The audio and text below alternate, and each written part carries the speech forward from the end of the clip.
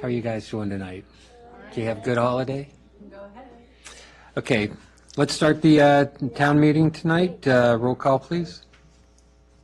Deanne? Casanello? Pater? Here. Larson? Here. Schneider? Here. Ramirez? Here. Gallagher. Here. Okay, next agenda item is the Pledge of Allegiance. We have Girl Scout Troop 90064 here to give us the pledge. They will lead the pledge for us. So whenever you girls are ready.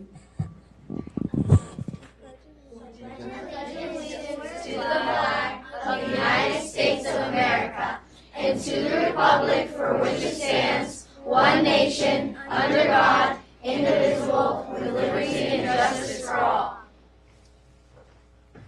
Thank you. Taking your chair. Thank you. You're Well welcome. done, ladies. Thank you. Thank you. Thank you very much.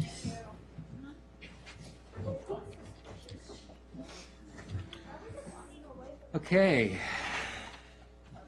Thank you, girls. Next on the list is the invocation. We have Dr. Ruth Ann Sawyer here. Do I get to come up there too? Happy New Year to you all. Thank you for having me. Nice. Happy New Year to you. Yes. Let's bow together.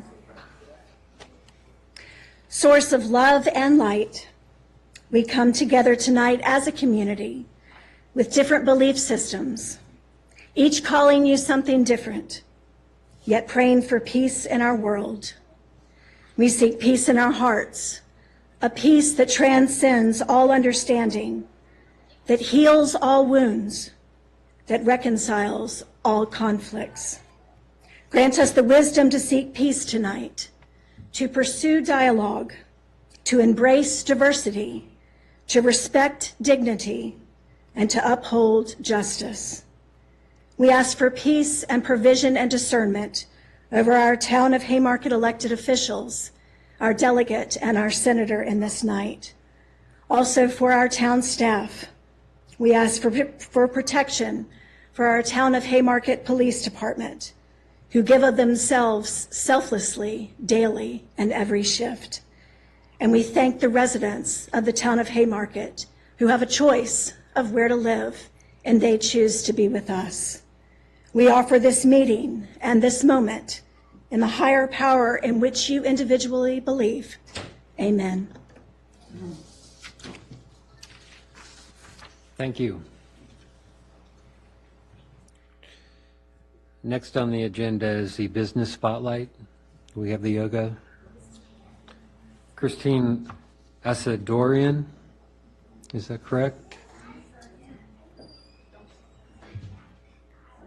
No more representatives from the Breathe Joy Yoga?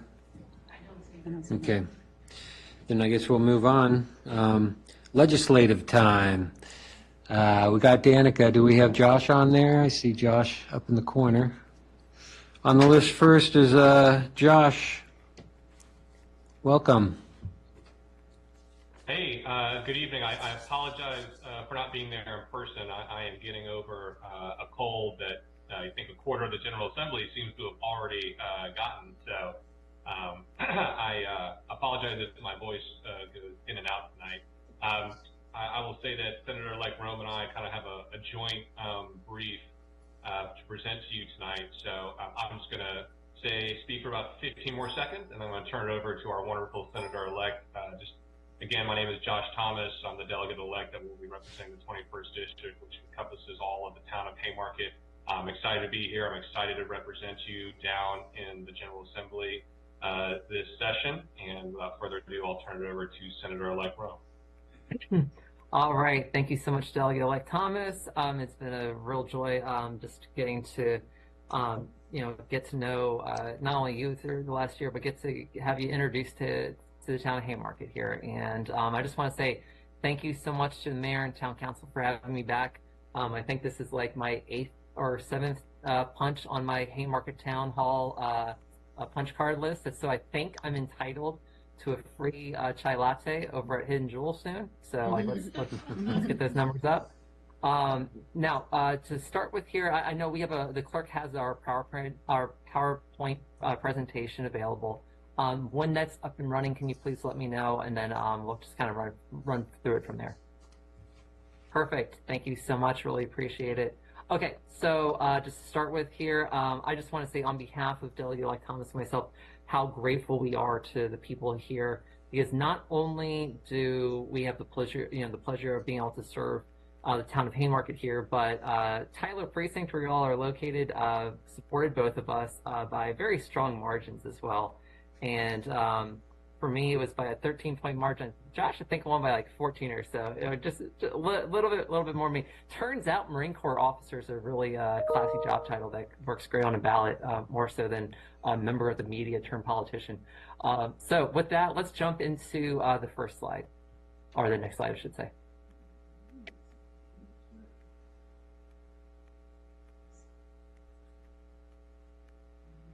Okay, so one thing that Delegate-elect Thomas and I are going to be working a lot on is going to be data center reforms. If you can go back to the slide right before here.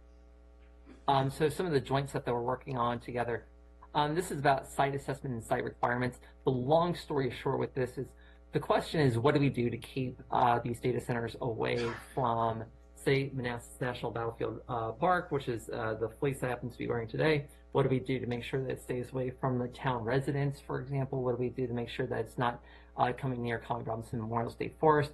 There's a lot of state interests that are involved with data center development insofar as infrastructure goes, because of the transmission lines that are associated with them, and based on the 2020 legislation line that we passed, HB 1030, we've now established that that the state has an interest in this, and its predecessor in 2018, which said it dealt with the hybrid route that went right through town. This has established that the General Assembly has an interest in regulating transmission lines, and especially because energy consumption, that's a big part of this, and the rates that the people end up paying, well, data centers are driving a lot of this. And so we are trying to figure out, what do we do to deal with this. So first bill that we're going to putting together, this will say that prior to the approval of the land use application for data center, a site assessment must be conducted on its effective water usage, carbon emissions, and agriculture, and any application required for data center will only be approved in areas where it will have a minimal impact on historic, agricultural, and cultural resources, and will not be within 1 mile of a state park, national park, or other historically significant site. And one of the other bills that we're working on here as well is about undergrounding transmission lines that are associated with projects like this. And so this one right now is particularly geared toward Prince William Digital Gateway, but this is sort of thing that we can use precedent and develop out. They'll say that basically any transmission line that's going to be above 69 kV and less than 500 kV has to be buried along the VDOT right-of-way in an area. In this case, it would be along Pageland Lane. And the whole point of that is the fight that you all had in Haymarket in 2006 and the fight that you had in 2014 that wasn't concluded until just a couple of years ago about the above ground transmission lines. No one wants this in our town. No one wants these things near it. They need to be buried if they're to exist at all. All right, let's go to the next slide, please. Thank you so much. And so here you'll see some of my top priorities along with the data centers. School meals is always big, universal free school meals. Tyler Elementary has more than $1,000 worth of school meal debt right now. Reagan Middle School does. Battlefield, several $1,000s of school meal debt.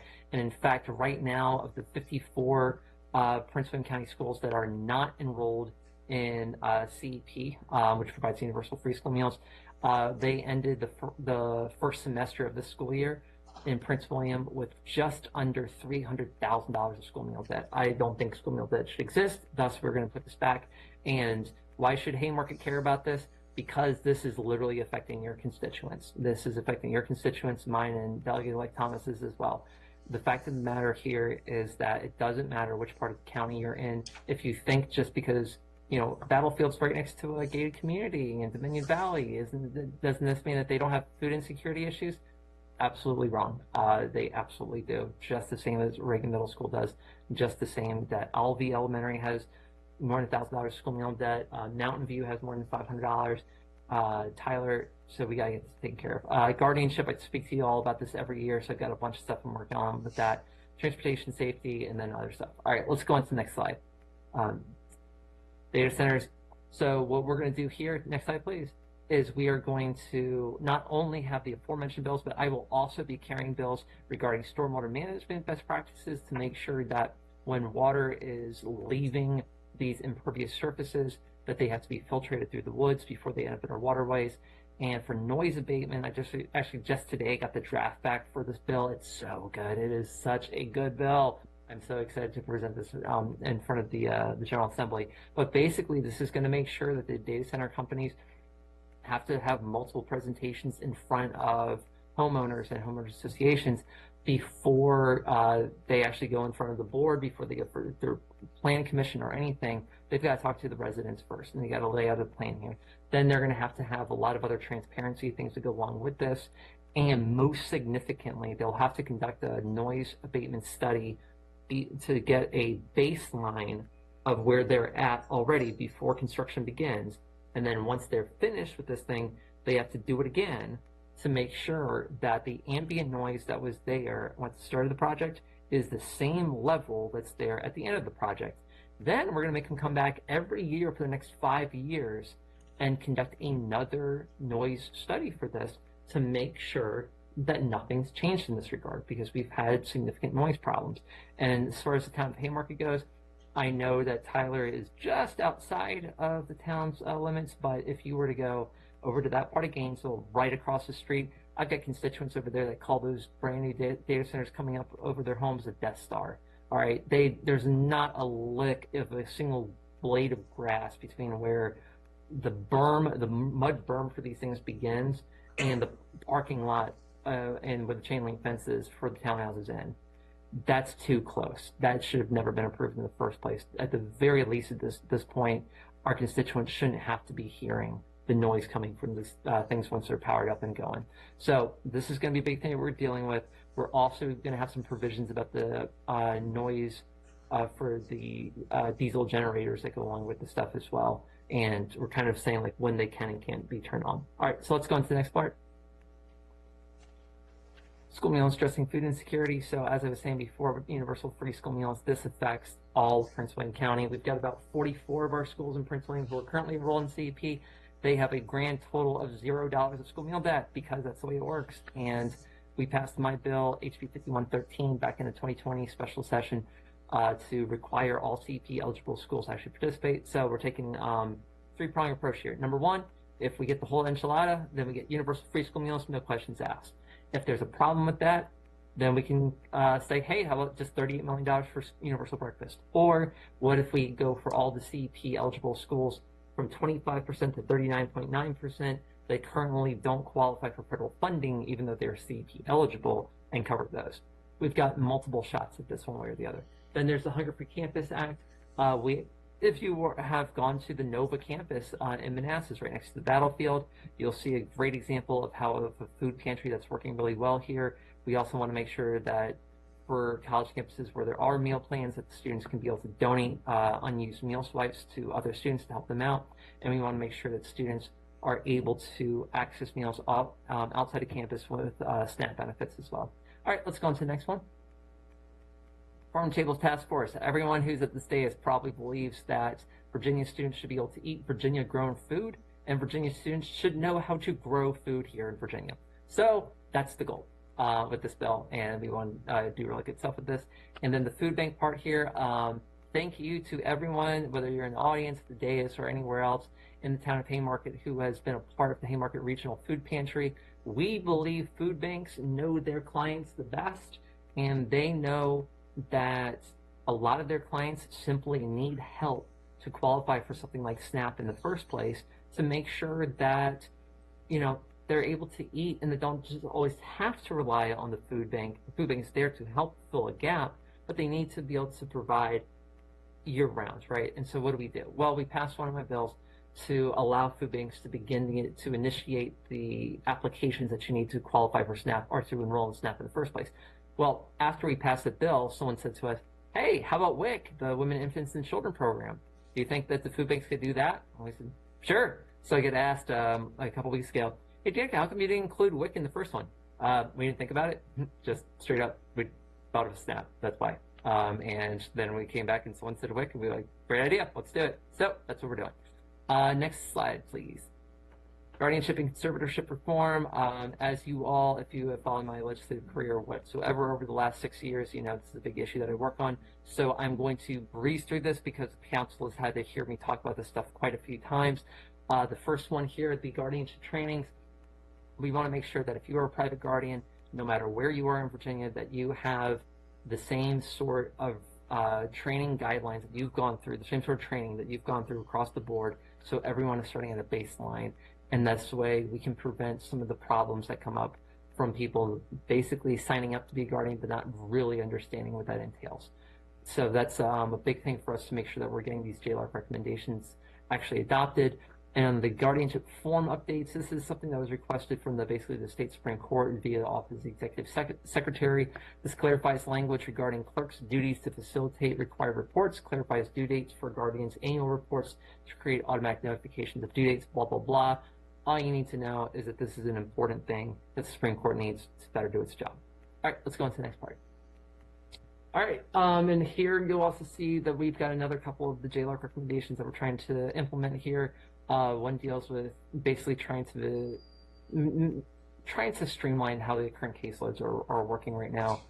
And the second one here is making sure that we are prohibiting people from taking financial advantage of incapacitated adults. And so for the second one, to use the estate of an adult under guardianship to complete a sale or transaction with the guardian, their spouse, agent, attorney, or business with which they have a financial interest, this would be prohibited, barring certain circumstances. So, all right, let's move on to the next question. All right, to the next slide. Thank you. Transportation safety.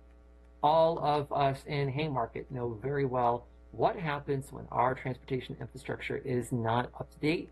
And when we go years requesting for that flyover that we need over Route 15 over the railroad tracks, we get someone get killed because we still don't have a safe way to get over the railroad tracks. There should be no point in the town where you should be forced to have to, you know, wait for the Norfolk Southern train to go through. We need to do much better. And so my transportation safety legislation that I'm bringing back for a third time now, dedicate 10% general fund surplus dollars to go to the Virginia Highway Safety Improvement Program, specifically to make sure that our roads are safer for motor vehicles, to make sure that pedestrian areas are safer. And by the way, tomorrow I'll be having my second town hall at Haymarket Elementary School regarding Somerset Crossing Drive and the improvements that we're working on for that, so that we can eventually have modern roundabouts along that corridor after we had someone get killed there back in July. No one of our constituents or our neighbors, in this case over in Gainesville, should be getting killed because they have faulty infrastructure and something that doesn't work right. I'm bringing this back because we had 882 people die on Virginia roadways last year, or in 2023. We had 1,005 people die on Virginia roadways the year before that, and we had 968 die the year before that. This is out of hand. These are the top 3 most number of fatalities that we've had on Virginia roadways of the last decade, all in the 3-year period. We got to do better, especially after the General Assembly gutted, against my one lone dissenting vote, $190 million in dedicated revenue for transportation maintenance, among other things. So, you know, we're really going to go to town with this. And we're also going to allow localities to install speed cameras at intersections where there's been a fatality in the last 10 years upon the request of the jurisdiction. So it's an opt-in bill, not required, but at the same time, look, if someone's getting killed there, clearly there's a problem, and I think this is a way to address it. All right, let's go on to the next one. General laws and the Freedom of Information Act.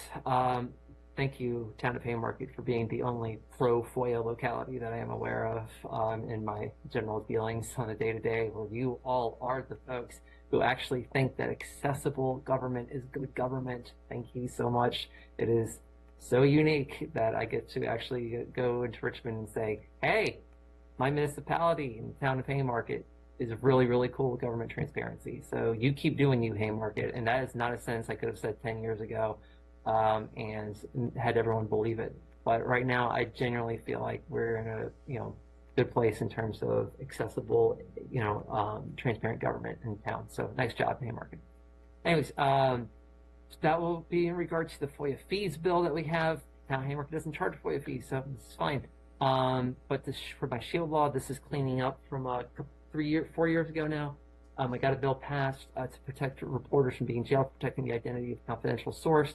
And long story short with this, what we're going to do is make sure that not only do they have protections in criminal proceedings, but also administrative and civil court as well. Let's go on to the next slide, please. Thank you. Campaign finance reform. If you got a problem with data centers, then you probably should know that Dominion Energy makes a ton of money powering these things. Dominion Energy is a regulated monopoly. I believe regulated monopolies who do not have competition from other corporations in this case should not be able to donate to campaigns, especially those of General Assembly members. I think that it's an inherent conflict of interest for a corporation that is performing a essential service in lieu of the government performing it itself, hence why it's called a public service corporation, from being able to have outsized influence over legislators. So I'm going to be introducing a bill that I first brought in 2018. I'm bringing it back this time to prohibit public service corporations from being able to donate to campaigns. Anyone who has observed the Virginia General Assembly, especially in the last 10 plus years, can see clearly that our system, no matter what you believe is causing the problem, the system is fundamentally broken. My campaign that I spent running for state senate cost, between myself and my challenger, about $5 million. Delegate like Thomas had to raise millions of dollars to have a job that pays $340 less than I'll be getting paid. Because of, my amazing, huge $18,000 a year salary. Well, that's what you get in the state senate. So there you go, delegate like Thomas and your 17,640 big ones. I hope you have something to aspire to one day, just not while I'm there. So long story short with this is that when you're campaigning for essentially an $18,000 job, you shouldn't have to raise millions of dollars to do it. Virginia's system is broken. This is a step at reforming it. Oh, and by the way, Delegate Marcus Simon will have a bill on to prohibit the use of personal use of campaign funds. The wild thing about now former Representative George Santos, if he had spent that money with his campaign funds as a Virginia lawmaker, would have been in the clear. Would have been in the clear. Broke federal law, not Virginia law. All right, let's go on to the next one. Local government. So this affects you all. Thoroughfare, we talked about this before. I won't belabor the point, but long story short is we're going to have a bill in this year for the third time in 3 years to make sure that Frank Washington and his relatives over in the Thoroughfare community can be buried with their family members who are located on family cemeteries located on private property. We think we've finally got the language this year to get this thing over the finish line. So fingers crossed, go into full eagle pose, and if you're into yoga like I am, just hope for the best, because we've got some bipartisan agreement on it this time. I think we got a good shot at getting this thing out without a last-minute problem on third read on crossover day. Oh, and by the way, side note, crossover this year is February 13th.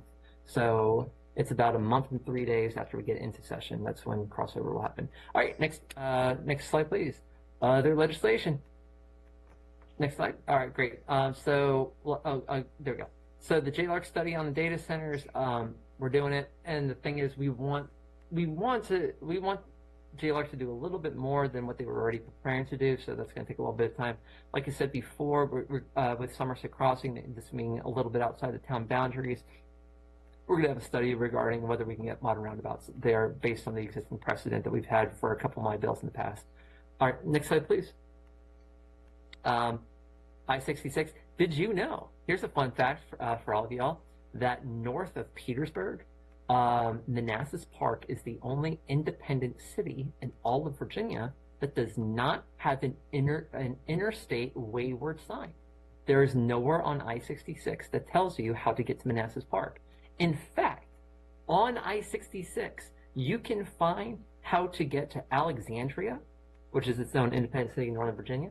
You can find signs to get to the city of Fairfax, city of Falls Church, city of Manassas, not Manassas Park. You can find signs to get to Richmond and Baltimore from I-66. But you can't find Manassas Park. We're going to go fix that. All right, next time. Now I'm going to kick it over to Delegate Thomas. Now I will say with a preface, these are not all of the bills that I will be putting in. I will be putting in 21 bills that will be dropping next week on the 21st. Before Delegate Thomas speaks, I will call on Councilmember Passanello as I see his hand being raised, if that is okay with the mayor. That's okay, but I don't know if Joe's on. Is he on? Yep, he's on. His hand's raised. I'm on, and my hand is raised. A little under the weather today, but I You just and want- Josh both. I know. What goes on? What's going on? Well, we'll chat a little bit later, but I want to thank you for this presentation. I look forward to Josh's. I think there's a lot of opportunity here. Is it still senator or elect? Or are you officially now the senator? Next week at noon on January 10th, I will be senator. In the meantime, you can call me delegate. You can call me state senator-elect. Just as any good Italian would tell you, don't call me late for dinner. There you go. Well, I'll close with, I think there's a lot of great opportunity here for bipartisan legislation. I really like the fact that you're focused on food insecurity with kids and with the adult guardianship with the insecurities that our aging population faces. So I applaud you for that. Thank you. You know, I'm getting there myself.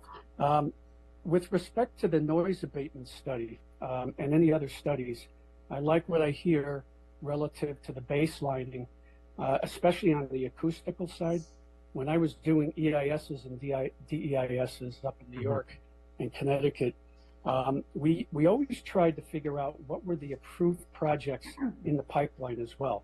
Not that they will affect the acoustical study, but I think that can be modeled if you can also include any approved projects that have been fully evaluated. You might want to consider that. Yes, so I'm actually really glad you mentioned that. I was on the phone with a constituent earlier this afternoon having this exact conversation, actually. I brought it up and said, like, the issue that you can sometimes run into in the General Assembly, and Delegate Thomas is going to find this out the hard way at some point, is that if you put a lot of things into one bill, the way that the General Assembly works in subcommittee is your bill is dead until it is proven why it needs to exist, why we need it, right? And so, as Terry Kilgore would say, well, Virginia's been around for 400 years without your bill, why we need it. So when you're answering that question, you have to make sure that there are as few avenues to attack your bill as possible. And what I'm looking for with this one right now is, okay, if we do this for projects that haven't come on board yet, we're not going to run into a little bit of an ex post facto problem.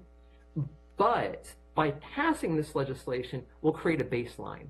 And what we'll do with that baseline is we'll then be able to use it as precedent that we can then put other stuff into for like other bills like we file in 2025, for example, that could then apply to, you know, projects that are either underway or they've been approved but not developed yet, or the developer has bought the property but hasn't gone through, you know, all the application process. What I'd like to do is let's get this one on the books first, and then let's try to see in the future how we can use the principles of it to apply to data centers that are either currently constructed, planned for construction, or somewhere in between. Understood. I get that. You don't want to make perfection the enemy of the good. You want to get some results. Perhaps in the evaluation stage, if it does pass, you can consider protocols that would include that. But that's for discussion down the line. And I like the idea of the speed cameras.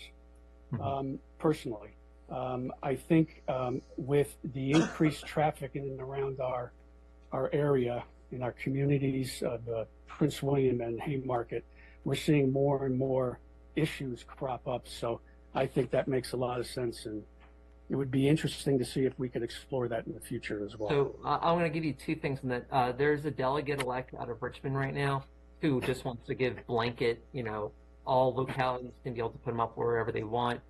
That bill's going to run into problems with like the Right. ACLU and other civil liberties groups, for example. They think it's the way that municipalities and localities will just kind of try to make money from people, having bad behavior, or whatever. I'm trying to do this in a much more targeted way because it's Right. really hard to argue that you don't need it when someone has died. And so that's why I'm trying to go with like the fatality marker here. Right. Right. So it's safety centric, backed up by data. Oh, and well, backed up by death, yes. Oh, yeah. I mean, that's enough data, right? That's all Yeah, you need. yeah, oh yeah. Look, the data that you need is that caskets are really expensive. Like, Yeah. I don't need more than that. Yeah. Okay. Well, no, I thank you for your sharing this, and I appreciate your time. All right, absolutely. Thank you, Councilman. Does anyone else have anything else for me before I kick it over to Delegate Thomas? Looks like we can continue. All right, Josh, the floor is yours. Thank you, Senator-elect Rome. Good evening again. Name's Josh Thomas, Delegate for District 21. We're going to go through this. Goal is to get this whole section done from the legislative team in under 45 minutes. So I'll try to wrap up the last 10 to 15 minutes here. We can go to the next slide. So this is the legislative priorities that I've mentioned at 3 other previous town halls throughout the district, and also for the town of Haymarket here. And we'll have a slide that addresses either each or 2 of these. Let's go on to the next slide. Thank you so much. Next slide. So housing affordability, well, we know that's certainly talked about both at the county and town level here in Western Prince William. So I come from the development field. My day job is I'm a commercial real estate attorney, and personally I have engaged in creating hundreds of, if not thousands of affordable units via the low-income housing tax credit program. That program is due to sunset, I believe, in 2026 or 2027 at current allotment. So before that big reallocation occurs, we would like to increase by $5 million the current allocation from 15 to 20 million. The cap is set at an overall 5-year cap of 75 million. We'd like to increase that to 100. The second housing and affordability piece of legislation would be to help our seniors. We certainly have a fair number of seniors in Western Prince William County and the town of Haymarket. And so this bill would extend the grace period for eviction for seniors. The bill is targeted. It is not meant to make it difficult for small mom and pop landlords, so they're excluded if you own less than 4 rental units. That does not apply to you. It's really more for those larger landlords that we can reasonably expect to be able to perform that accommodation. Next slide. All right, protecting workers. Next slide. Thank you. Wage theft is a problem in our area here. It comes in various flavors, and there's a number of bills that will be introduced this session looking to address that. Mine looks more from the standardization piece. So right now, if you look in the code, there's various definitions that don't necessarily work together. So my bill, I finally just got back yesterday, goes through the code and kind of uniformly applies both the damages and the current enforcement of wage theft law, making it easier for plaintiffs so that, one, they know what to expect when they file a claim, but also the process is more streamlined. Next slide. So this one will be a first in the nation if we're able to pass it. This comes to us from industry. This is for our gig workers, particularly to be a pilot program. So initially it's just going to target those in the gig economy that engage in food deliveries. So think your DoorDash, your Grubhub, your Uber Eats drivers. This would provide them with what would be the first in the nation portable benefits program, a real shot at saving for retirement for those that work in the gig economy. Some people like to work in the gig economy for the flexibility of the hours. Some don't want to work more than a few hours a week, which all fine.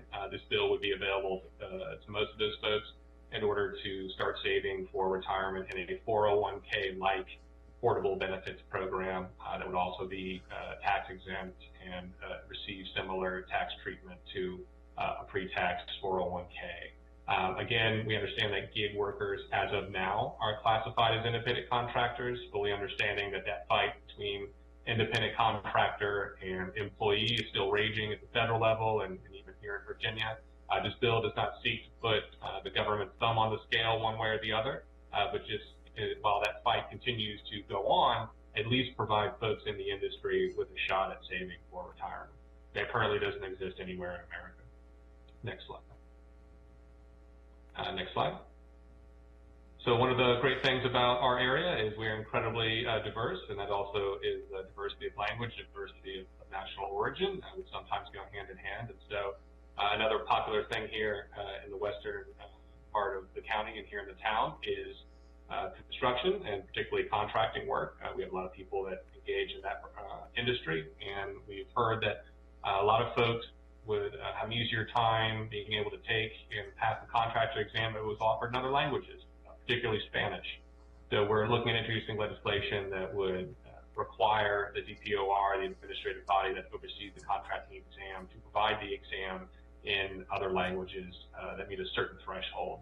I think that threshold is probably going to be pegged. The language is being reworked right now. We have some edits with legislative services, but I think that's going to really look at what the locality uses for its election standard for the printing of election materials. It's kind of a benchmark that people can plan for in the future for which languages would receive that type of treatment. Next slide.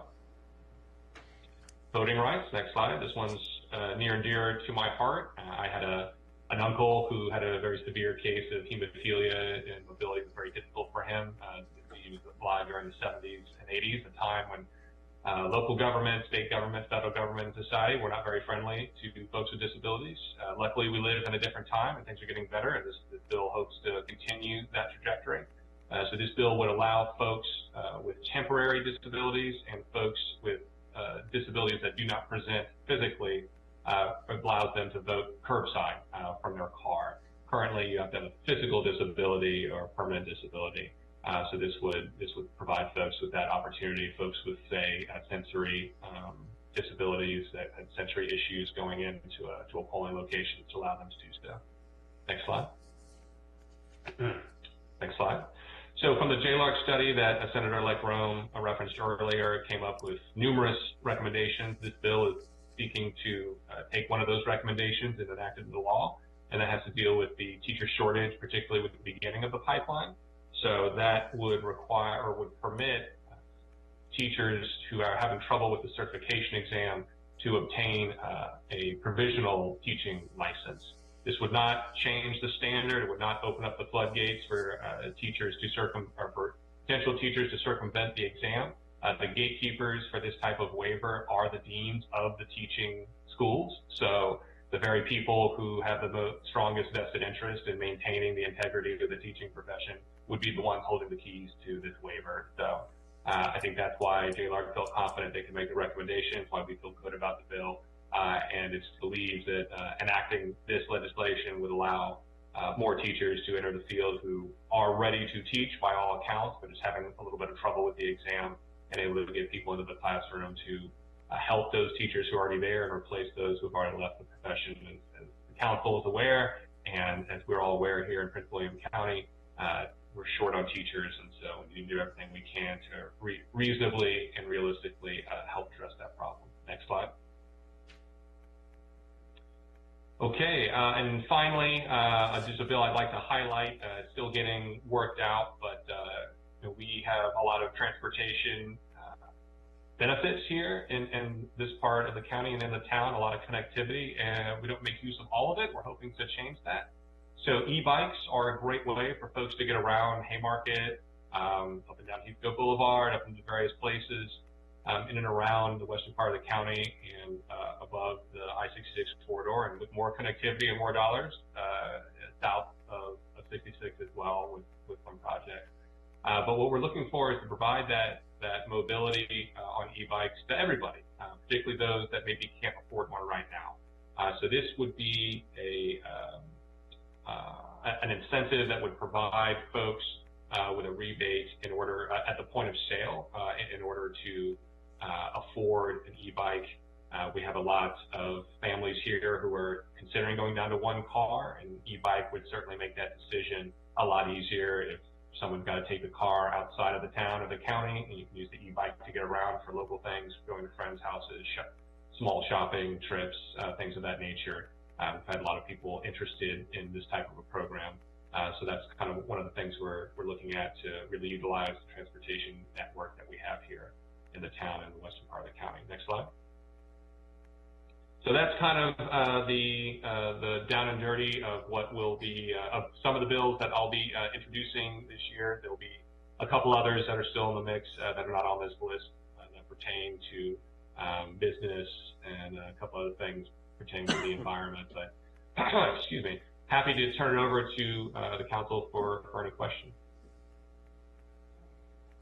Joe, Yes. your turn, Joe.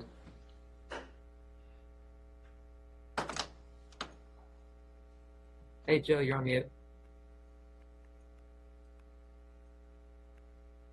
Okay, you guys got me now? We read you loud and clear. Okay, well, welcome to the district, Delegate-elect Josh Thomas. Thank you. Wish you a lot of luck in your next 2 years. I think there's going to be plenty of opportunity where we can hopefully work together on issues that align with the town and share our opinions where they may not. But want to wish you all the luck, me personally. I really like the thought of voting rights for disabled voters. I think that's a very noble and worthy cause. I've always felt we needed to expand opportunities rather than contract, and I think that can be done safely and secure. So I applaud you for that, as well as the teacher shortage. But I do have one question that maybe you guys can share about the law enforcement shortage that we see out there. Are there any bills on the horizon that would be out there to help address that shortage? Hey, Joe. Yeah, Yeah. so the budget is going to be where we kind of deal with that more than different pieces of legislation. But I actually voted in the past for more dedicated funding streams for both your 599s, like so basically like what the town uses here, as well as for state. The state budget's going to priority on this right now is really filling a very significant vacancy gap among state troopers, as well as Capitol Police. At the same time, we also understand that localities need assistance with this as well. So look out for the budget with that. The governor's already, had his introduced version of that. Just understanding that, and this is pretty typical, a governor's introduced budget, we look at as like, oh, these are the governor's thoughts. Okay. And then we consider them or not as we wish in the General Assembly. And then by we, I mean not Josh and me, I mean the members of the appropriations committees. And by members of the appropriations committees, I mean the budget conferees. And by the budget conferees, I really mean the appropriations staff that then tells them what they can and can't do in terms of what they have money available for. And then they have to make a policy decision based on that. And then the rank and file members, we're the ones who come up to them from the outside and we offer our own budget amendments. Like, hey, did you consider this? Hey, you should consider this. And then we have to vote up or down on the actual budget itself. And I'm not someone who has ever voted against the budget, whether it's been a Republican budget or a Democratic budget, because I think we need to pay for things, and having a budget is the way to pay for things. That said, you should absolutely expect us to have a priority in terms of being able to fill those vacancies, as well as dealing with the recruitment and retaining issues that we're having at the local and state level, as well as your municipal level too. And all I will add is that I share Senator-elect Moreau's enthusiasm for filling those vacancies. And the other thing I'll just add on to that is retention as well. One of the things that's very important for me, coming from a military background, having served with the Marine Corps in combat, is particularly when it comes to our sheriff's departments, some of our more rural localities, but also towns as well, as what we're providing in the way of services for our law enforcement. Not just standard healthcare packages, but also mental health, additional training, and the funding that localities really need to be able to do that properly. And that's another priority that I know that we want to continue to make sure we're beating that drum and being the squeaky wheel to make sure localities are able to address that, because it's really, really important. We ask a lot of our law enforcement and our first responders, and it's something that we owe to them. Excellent. Thank you for those words, and I really appreciate it. And thank you both for your time. Thank you. Mary?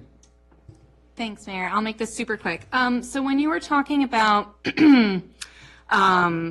offering different languages for adults in like testing or say, since I work in the public schools, I can't help but ask for you to consider maybe engaging in a conversation with allowing SOLs and other state mandated tests to also be available in different languages.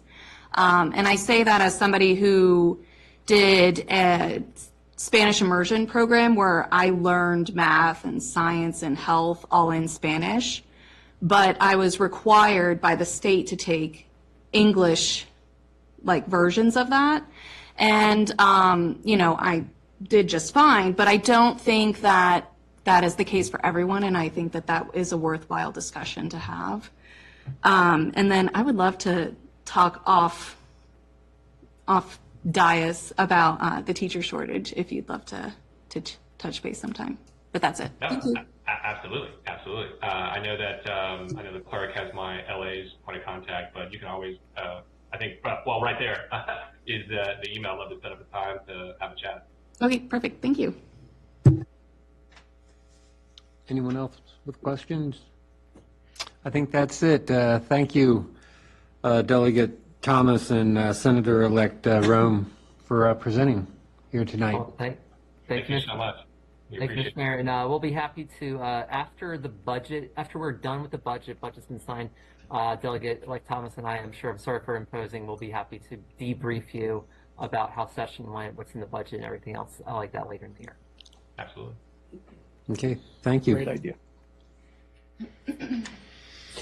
Okay, we'll be moving on. It's citizens' time.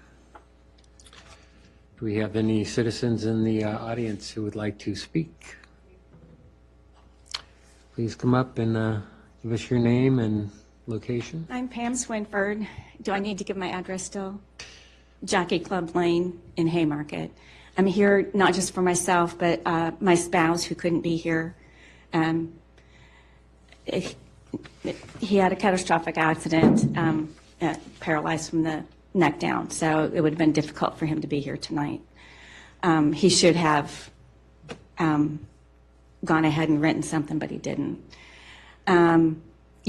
Following that's kind of a tough thing to follow when you're talking about something so significant with everything like that, but I'd kind of like to pull it back to our little town. I know there's still a lot of concern over the property, the Harover property, where we have that little house on top of the hill next to the park.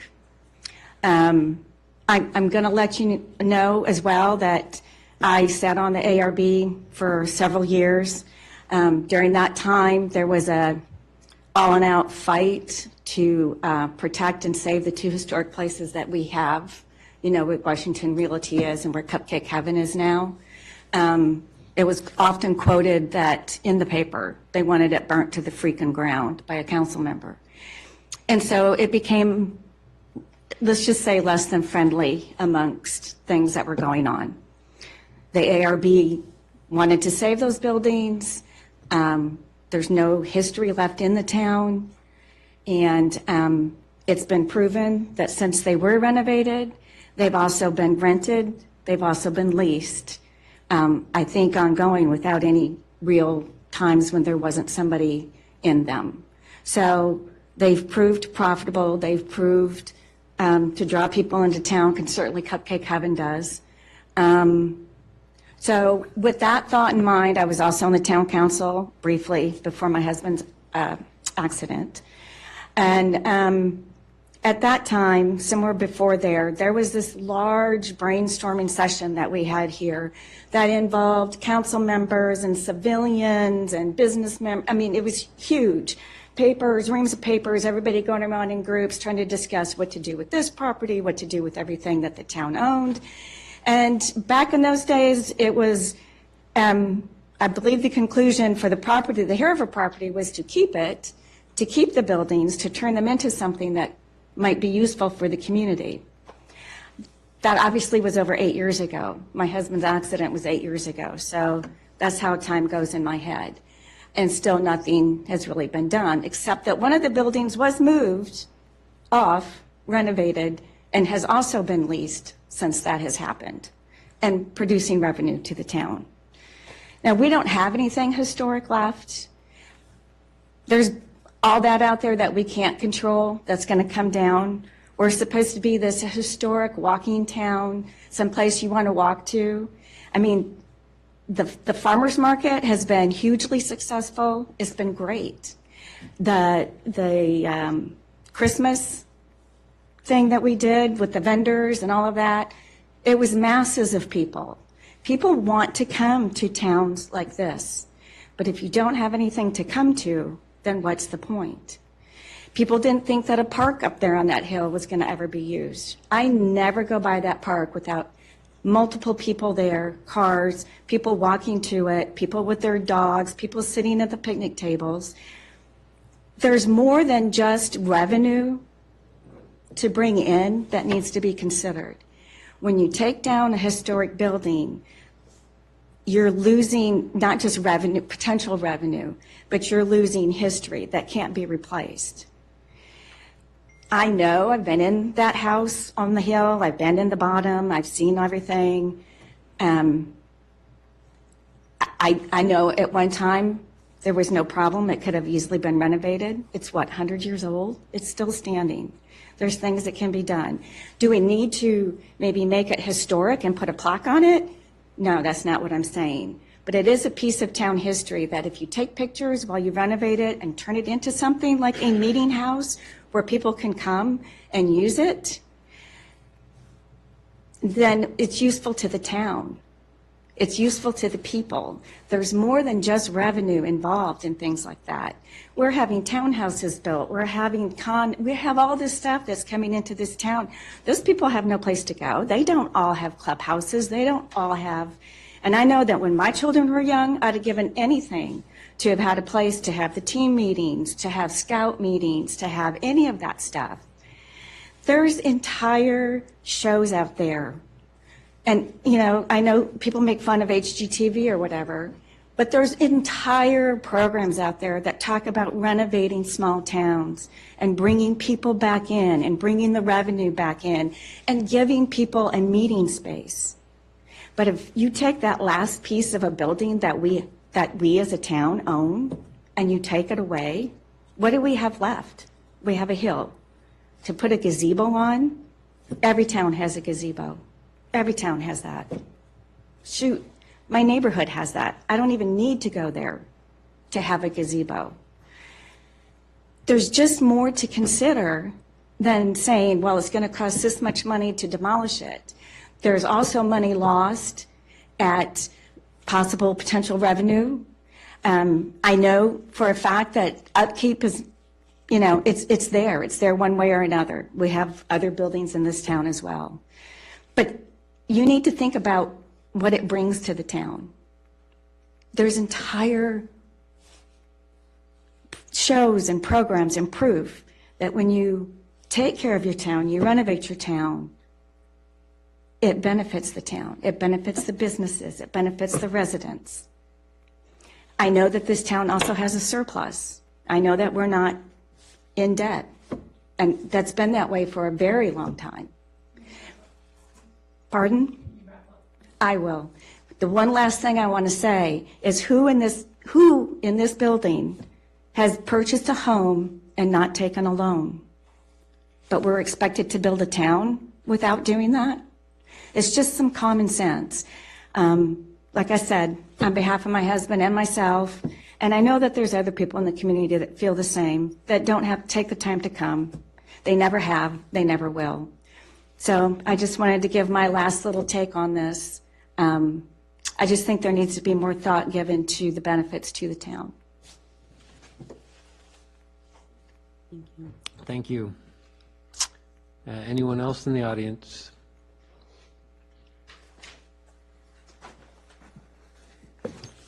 Hello, council members. For those that may not know me, my name is Ben Barbin. I live in Longstreet Commons. My family moved to Haymarket because of the quaint town feel. I'm also an architectural engineer with a focus in the structural option. I'm a licensed engineer in the state of Virginia as well as the state of Maryland.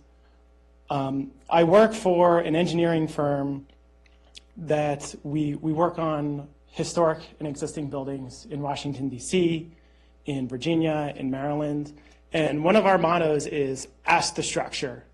We want to know, we want to be a doctor for the building, ask the structure. And I'm also I forgot to mention this, I'm also the vice chair on the ARB.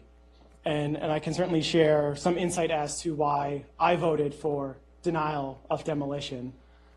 You know, looking through the packet of information that we've been certainly given over the past couple months, you've all have, you know, our reason as to why we denied.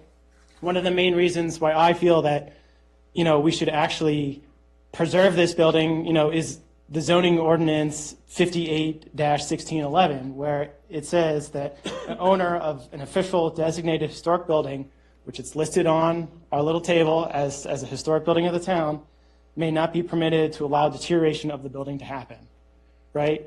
Looking at the engineer's report that was provided in the packet, it says that the structure itself is in good condition. I quote, the wood frame structure is in good condition. There's isolated wood rot. There was a new roof put on in 2018. Some additional work was put on in 2018 for the timeline that Emily provided. We've invested money into this property so far. I don't understand why we can't continue. I think given the memo that was provided to us, it said, given the reports, given the structural report findings, the community survey, town staff, a cost estimate. I think I've spoken with Marchant. You're aware of the discrepancies of the cost estimate, looking at this cost estimate that was provided by a local contractor. It didn't allow the engineer's involvement, who was actually to the site to look at the building. As a practicing engineer, I would never recommend a client just to take our report, our assessment, condition assessment report, and go and take it to a contractor, right? Because the contractor's not always going to see the things that the engineer's going to see. You need to have an engineer look at it, provide some sort of cost estimate, scope of work, development. I feel that we're rushing to say everything's too costly, but not fully evaluating the costs. We had that master plan for that property developed in 2015.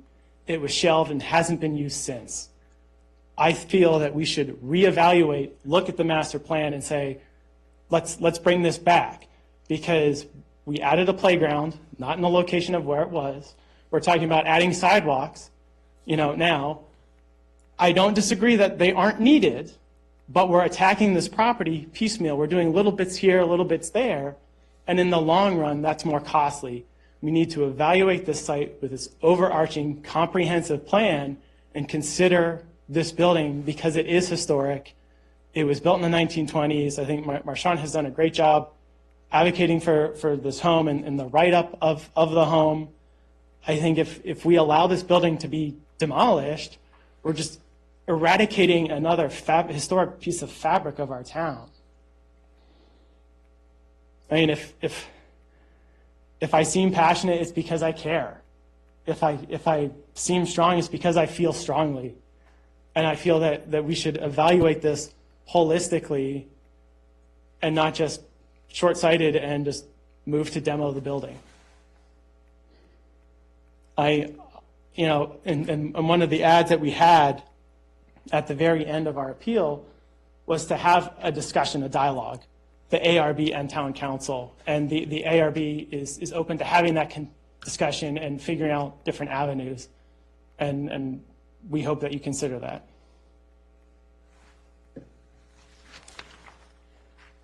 Thank you. Anybody else in the audience? Do we have any emails?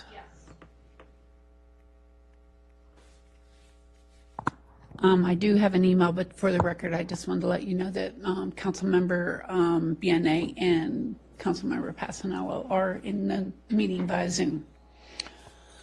This came across Town Manager Karazi's email this morning. Please, dear Mayor Larson and members of the Town Council, we strongly support authorizing the demo permit of the town park building. We understand that the town-wide survey vote on this issue supported the demolition. We believe that the town council should honor the results of that vote and go ahead with the demolition. The cost of reconditioning and maintaining the Lewis home structure would be far higher than those of simply building and maintaining a pavilion. These costs would be borne by town taxpayers, and the taxpayers are in favor of limiting spending on this issue. In addition, the open structure of a pavilion is simply more practical and suitable for the size and use of the town park. We are frustrated by having participated in a town-wide survey and having the results ignored or minimized by some town board members on either the town council or the architectural review board. Why are some of the town politicians ignoring the views of the people of the town of Haymarket? Please vote to demolish the present park structure. Sincerely, James and Maureen Carroll, 6862 Track Court. Okay. So I guess we'll go on to the next agenda item. We got the consent agenda. Does anybody want to pull anything from it? Can I pull the treasurer's report, please? Okay. Anybody else? May I Mary? pull the admin report, please? Anybody online? You're good? You're good, Marshall? Yeah, just look at one. Okay. Matt, you're good? I'm good. Okay, so if I could get a motion.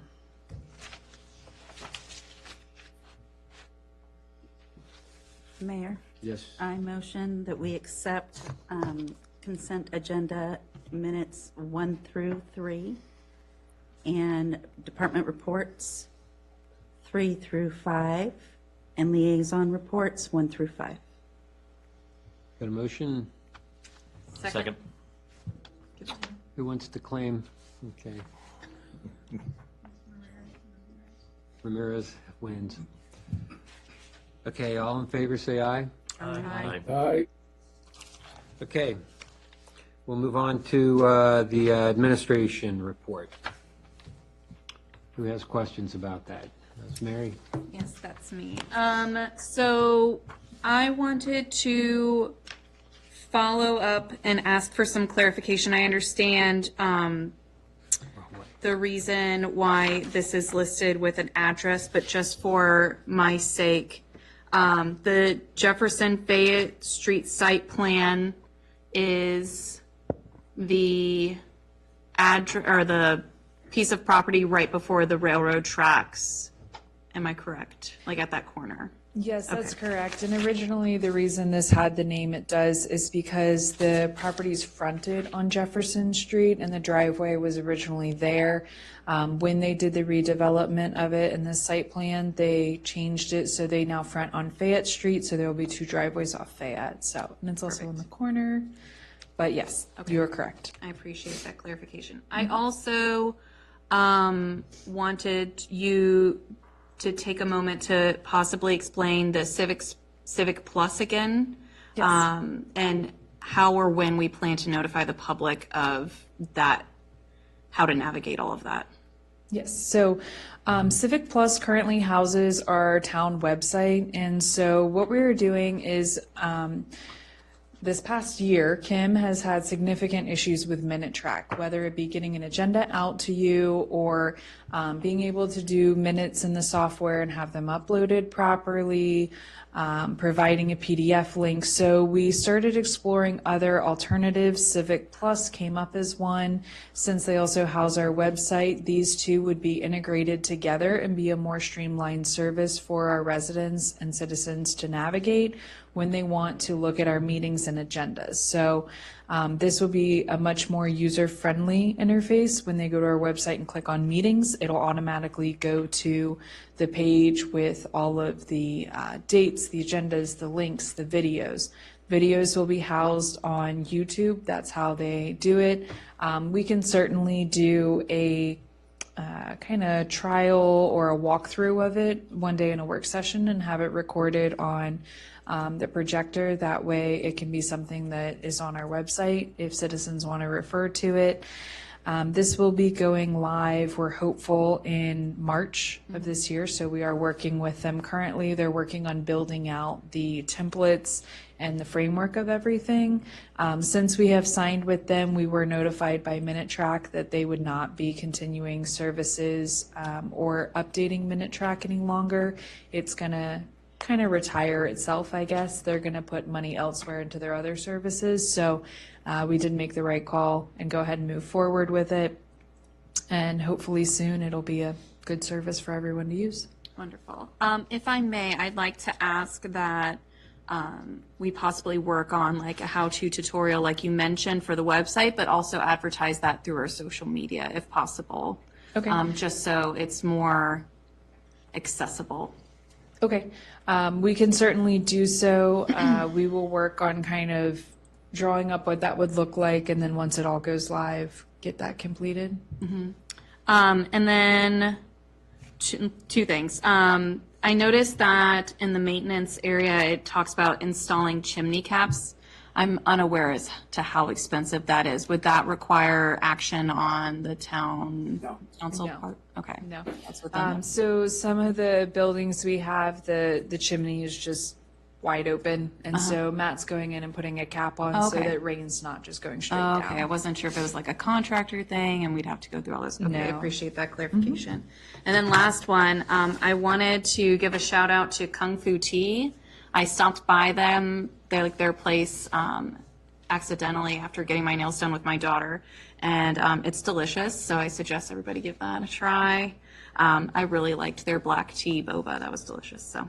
And then I'm super excited that we finally have like Planet Fitness like on paper. We've talked about it a lot. I've heard rumors of it, but I'm excited. So, and have they given us a date when they'll be opening?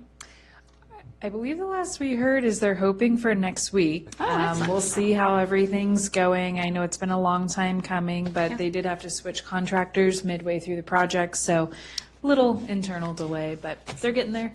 Thank you. That's all I have. Thank you. Said one thing. Matt? So I just have one thing on this. You mentioned there under the communications survey and plan draft. Just curious how that's going. And the reason I ask is that just over the past 30 and 45 days, I've kind of done my little straw polls and walking around. And the consistent thing I keep hearing, which boggles my mind, is, oh, I didn't know that. Oh, I didn't know about that. And these are people who even say they follow the Facebook page and things like that. So I'm just curious how that rollout's going, and any kind of things that we can all do to help in that as well. You want me? I will take it. I will take it 1,000%. I think that with the season, we got busy, and so we are talking about it. It's going to be revamped in the new year. But really, I think it was just a priority thing in what we were dealing with. Okay, that's fair. I'm happy to lean in and help however I can there. Thank you.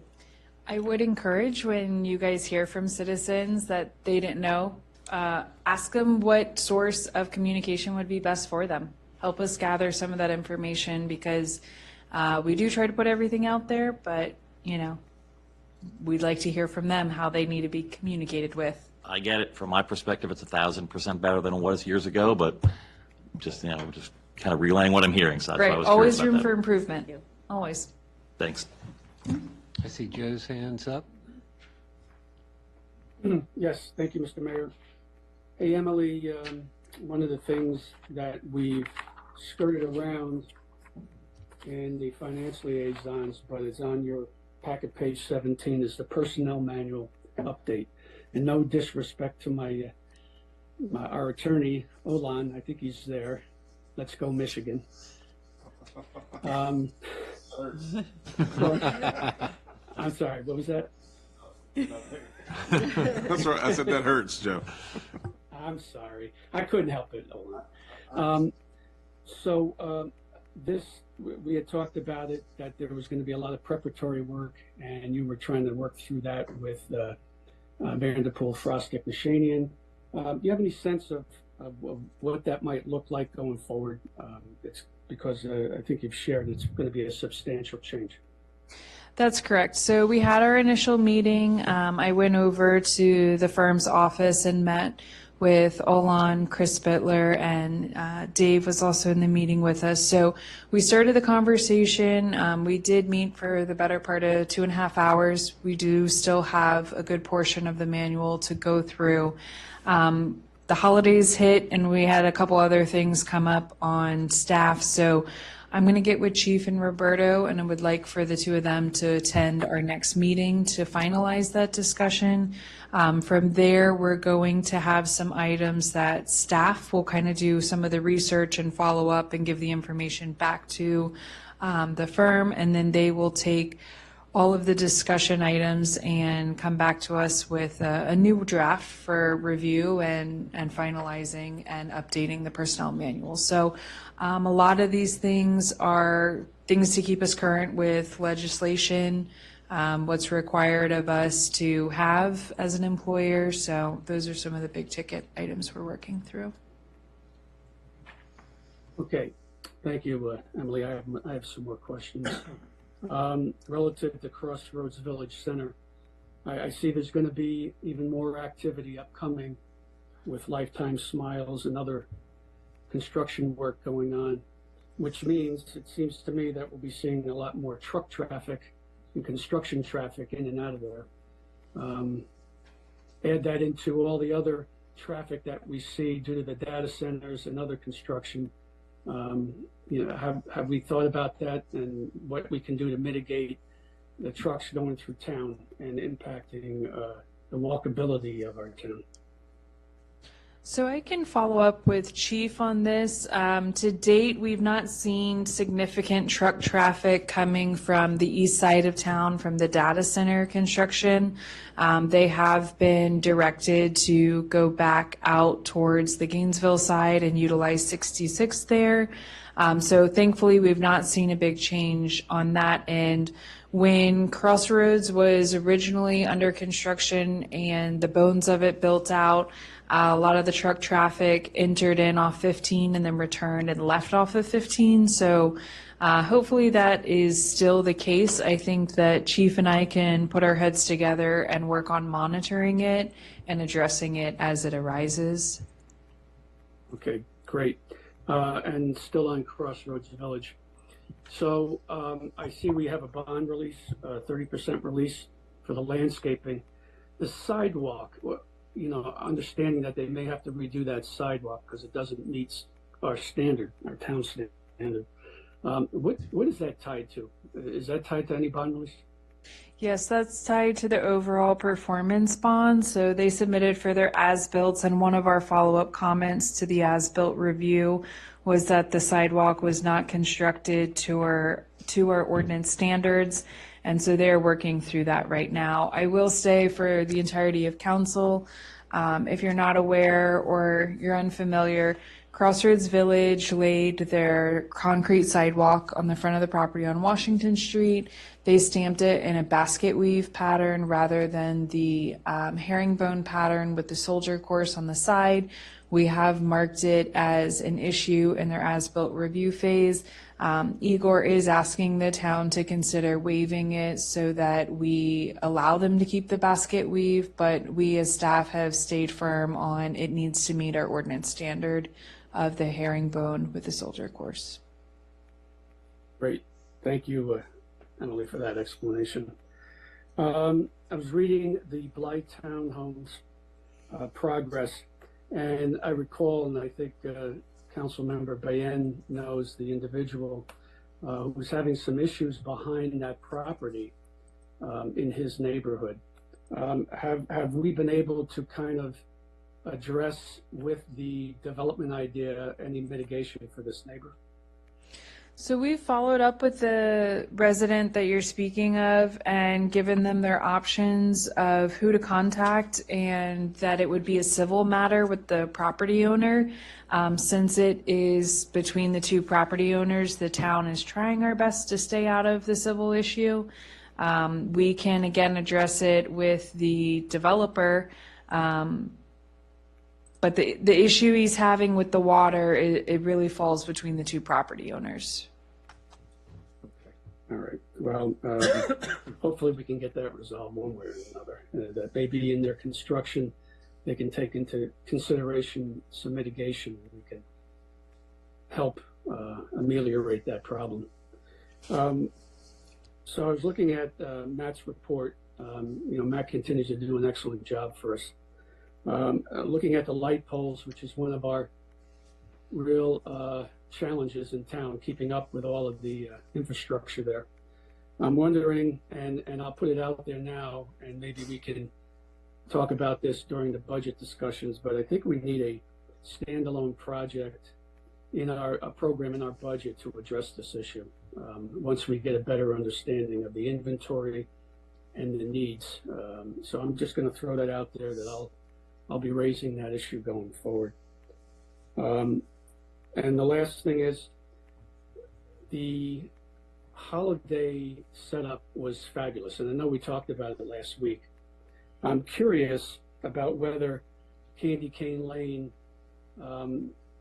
if our lessee saw an uptick in activity, given the way that thing was designed back towards the Copper Cricket, because I think it served as a funnel for folks and kind of got them to go back there and check out Copper Cricket. So I'd be curious to find that out in the future if it juiced their sales any, which I think was a noble idea to do. So that's my only comment.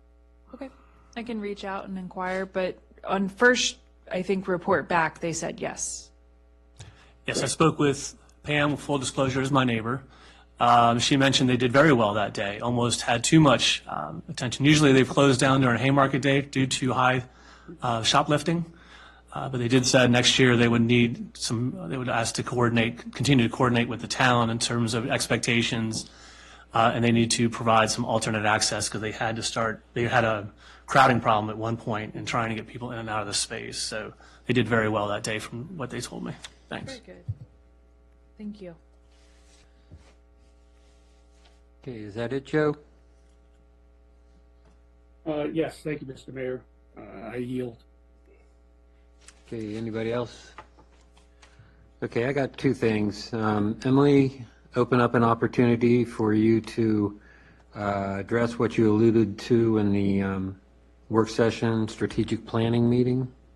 Yes, so I would like for us to put on the January 29th work session meeting a discussion with all of council on your 2024 priorities so that we can all be on the same page, align what our 1, 2, and 3 priorities are, and then adequately plan for those in our upcoming CIP and budget discussions. So that'll be on the January 29th discussion. Come ready with your thoughts, what you want to accomplish. Okay. So our homework would be to come up with what I would think would be 3 of your priority topics within town where you want to see capital improvement so that we can try to itemize them on a budget, maybe come up with how much we want to allocate in the next budget for it, right? Yes. Would that be a good And, takeaway? Examples can be something that is, out there, capital infrastructure, but it could also be you have a priority yourself that you would like to see our comprehensive plan done. And to do so, you would like to pitch that we need a budget for a consultant. That might be something that I'm bringing up as town manager, so. And You staff guys has wanna every talk right about that to too. set up their priorities too. So. Yes. So it can be something that is ordinance documents, or it can be infrastructure. Okay. You still have questions, Joe? Well, I want to follow up on what you were just talking about relative to the CIP and the strategic plan going forward. I think it's always very helpful when you do strategic plans and CIPs. You develop them initially through an unconstrained prism, and you put it out there, and then you funnel it down into your priorities for each year. So I would say if you if we're going to have this discussion, everybody should come in here with all of their ideas, and then we can get it down on a piece of paper and sift through it. But I'll follow the town manager's lead on this. She knows what she's doing. And I think there are going to be a lot of needs that we're not even aware of. Okay. Thank you. Okay, my next topic. I know there are some evaluations we need to do with staffing out there. I know of you and Chief have been past due, and I think Roberto's is coming up. Is there any other members that we need to address as council? No, and I intend to complete Roberto's since he falls under with the other staff members as well. Okay, so we don't have to worry about Roberto at this time? No, sir.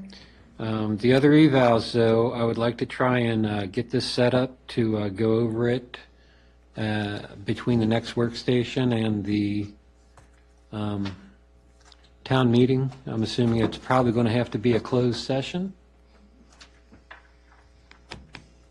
So if we can coordinate something with that.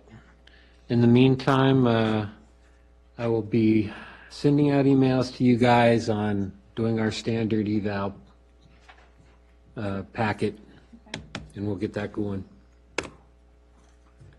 Mayor, I'm sorry. Could you elaborate more on what day you were looking to hold this special meeting?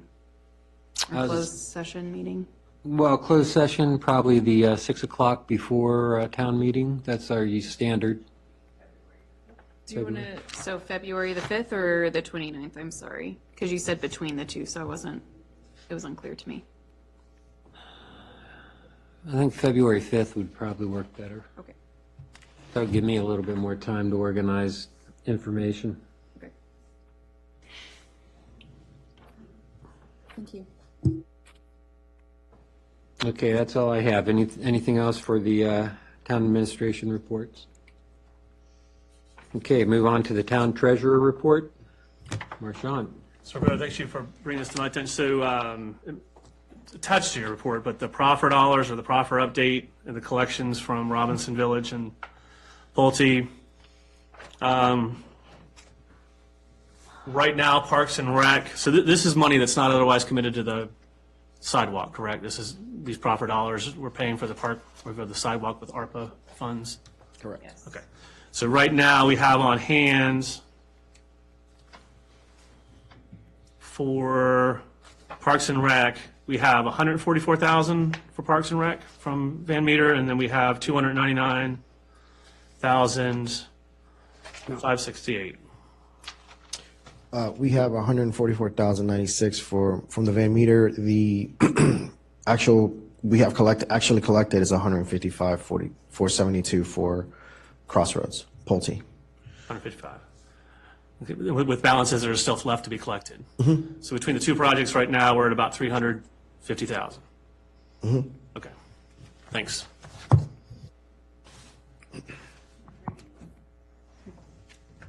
That's all I have.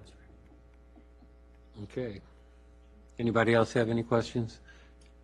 Joe Well, just I had did, but I think Roberto answered it. We have a total of 79 townhomes in the CVC proffer with only 41 received, so there's another 38 to go, which would equal the same proffers of Robinson Village in totality.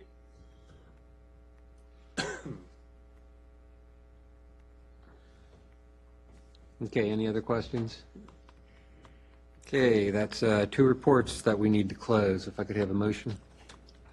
Mayor, I propose that we adopt consent agenda item B 1 and 2. Second. Okay, motion and second. All in favor, say aye. Aye. Aye. Okay, we'll move on to the agenda items. First one on the list is the mobile food ordinance. What other further discussions would you like on that? Well, since Councilman Passanello and Councilman BNA have joined us via Zoom, let me just give a brief recap of the work session discussion. So we brought up the mobile food ordinance and the 2 edits that were made since our last discussion. Roberto added in a change of dates allowing food trucks to be on site from Wednesday to Sunday. This was a discussion we had in regards to what our breweries currently schedule now for their different events they do. And then we also put a time restriction in up to 10 p.m. on those days. So what we would like to do is present this out to the public and have feedback on this draft ordinance.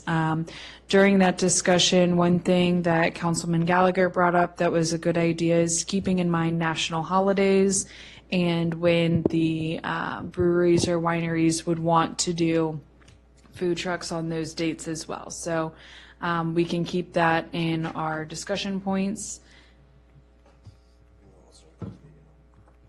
And then Roberto is also going to add the process for appeal in the ordinance as well, should there be any grievances. And then we would like to have the town council authorize the staff to schedule a public hearing for February 5th. We have the business roundtable meeting on January 23rd. We will be taking this ordinance draft to the business roundtable for their review and feedback, and then we'll bring that back to council as well. Okay, I'd like to have a clause in there that kind of says our intentions are to review when needed and enact on whatever 2 days of the year that you want. If you want to follow the codes that Virginia uses, which is what, January 1st and July 1st? Just a little clause like that so that they will be aware that things could change in the middle of their license or permit. Just want to try to be as transparent as possible on this so that we have no grievances. Other than that, did anybody have any other things? Joe, I see your hand up. Yes, thank you, Mr. Mayor. I think what we have here is a straw man. And I would certainly not object to directing staff to set up a public hearing on this. I think we have to be cognizant of the fact that we discussed a review period on how this is working, almost like a pilot project like we've done before. I would make a suggestion that we also reference that we'd be looking at it perhaps semi-annually or quarterly or whatever the council deems necessary to review. So that's my input. What I said. Is that it, Joe? That's it. Alexander had his hand up. Alexander, do you have your hand up? Yes, good evening. So regarding the public hearing, right? I think prior to the public hearing, it sounds like we're going to present this to the business roundtable, right? And Council Member Patter and I have been discussing putting together a survey to seek input from primarily business owners within the town, right? So I think in terms of presenting, having a public hearing, I think we might want to wait until, again, we get input via the business roundtable as well as a survey.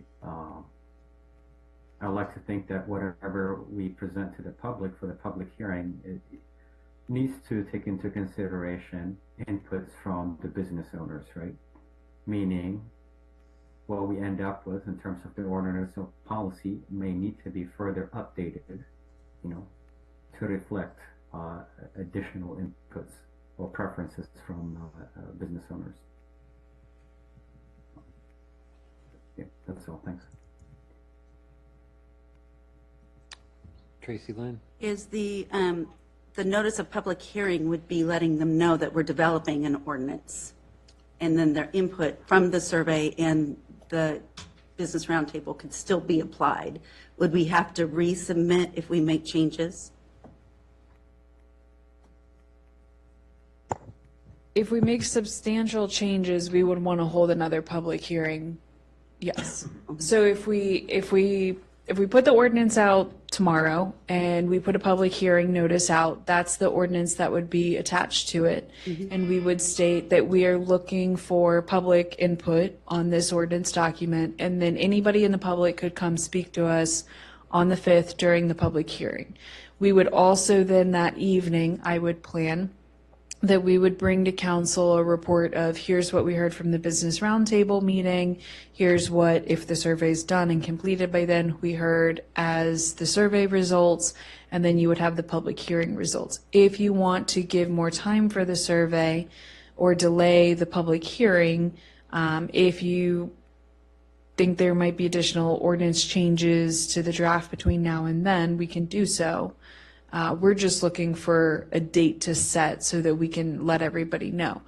At the Business Roundtable meeting on the 23rd, we can also share with them then the date and say you are more than welcome to come in and address the entire council at the public hearing. And the cost of publishing? Lately, it's about $800 for the time frame we need to do so. Okay. But that's cost of doing business. It is. Anybody? I see Joe's got his hand back up. I do. So the Business Roundtable is scheduled on the 23rd. When is our work session date again? 29. So I guess for Alexander, my question and others is, given the feedback we get on the 23rd, can we be ready for the 29th so that council can review it, so that we can have the meeting, the public hearing on the 5th? But then the question of the survey, and when do you think that could go out, and does that further delay that timeline back out, pushing it out to say February or perhaps March? Because I think you're looking to get some kind of enforcement mechanism in place, and can we do that in time for the new season? So I think staff's intention was that after tonight, unless you have changes tonight, we were not going to make any additional changes to the draft. We were going to have this be our draft that we want to go to the town attorney, and then we get that reviewed, and within the certain amount of time frame we need to publish the public hearing, we would put that out. So if council wants to discuss it again and see what the town attorney says on the draft, we can push it out to the jumping too far ahead now, the March 4th meeting, Roberto? Yes. In the intent, council, as well, is that once we have the attorney review it, this said draft, I think we've always discussed this between the town manager and I, that we are then going to be able to approach the current business owners ourselves and reach out to them personally to let them know that this is coming down the pipeline. So we are hoping to get some feedback even before the Business Roundtable. The Business Roundtable, though, is just being set up as the time for everyone can come together to have this discussion. But the hope is that if we were to get the directive from council to go ahead and move forward and use this as the first draft, and our town attorneys are okay with it and sign off on it, then we will also send this letter out to current business owners to let them know, hey, this is coming down the line, give everyone a heads up, so we have the opportunity in hopes to have those one-on-one conversations. And if there's any concerns coming, we will have them to council ahead of time. So I guess that's kind of where we're at right now with this request to move forward with it.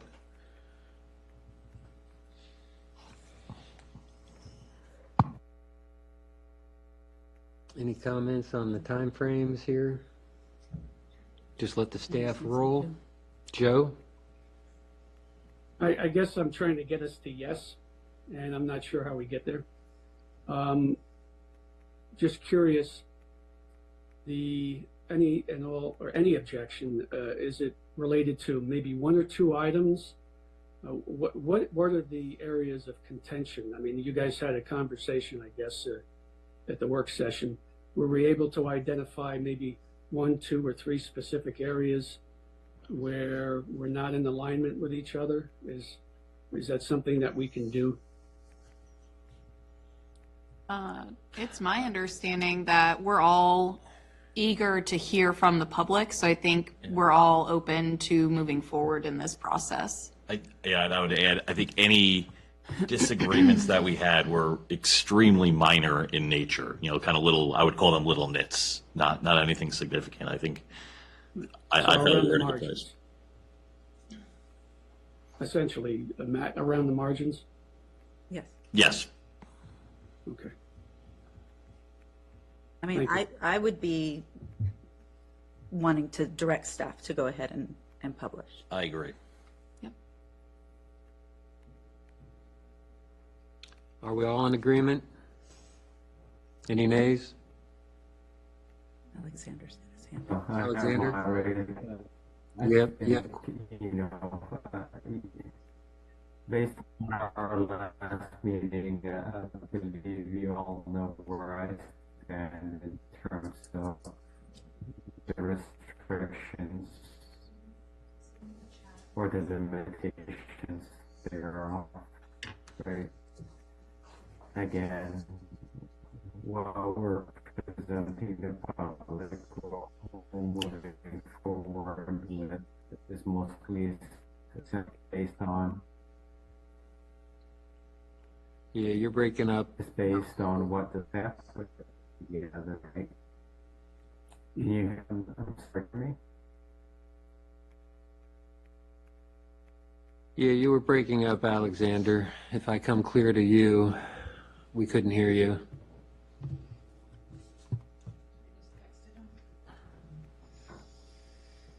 Okay.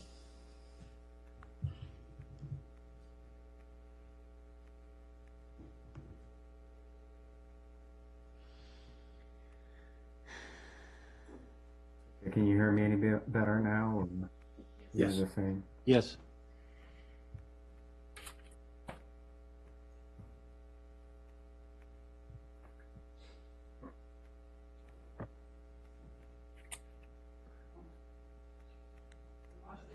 We lost him.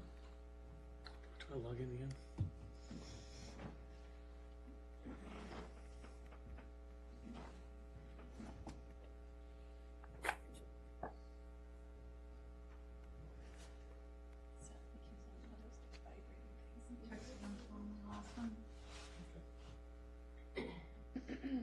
Joe has his hand up. Hope he's back on.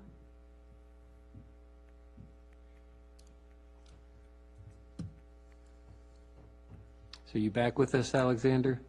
Yes, I'm back with you. Can you hear me now? Yes. Okay, all right. So since it looks like the majority of the council members wants to move forward with what's currently has been put together by the staff, let's just move forward. I'm good with that. Thanks. Okay. Joe, you have your hand up? No, thank you, Alexander. Appreciate your comment. Okay. So are there any objections to direct staff to move forward? Move forward. Okay, next item, demolition permit.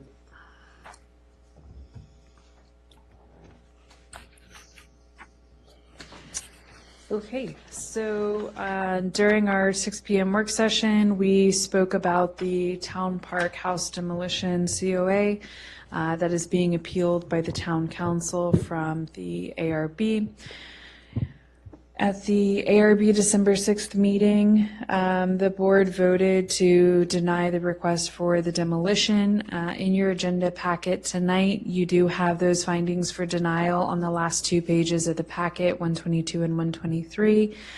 During the work session, we went over the brief summary of the appeal package and the review of the timeline leading up the last 4 years of how we got to this discussion point.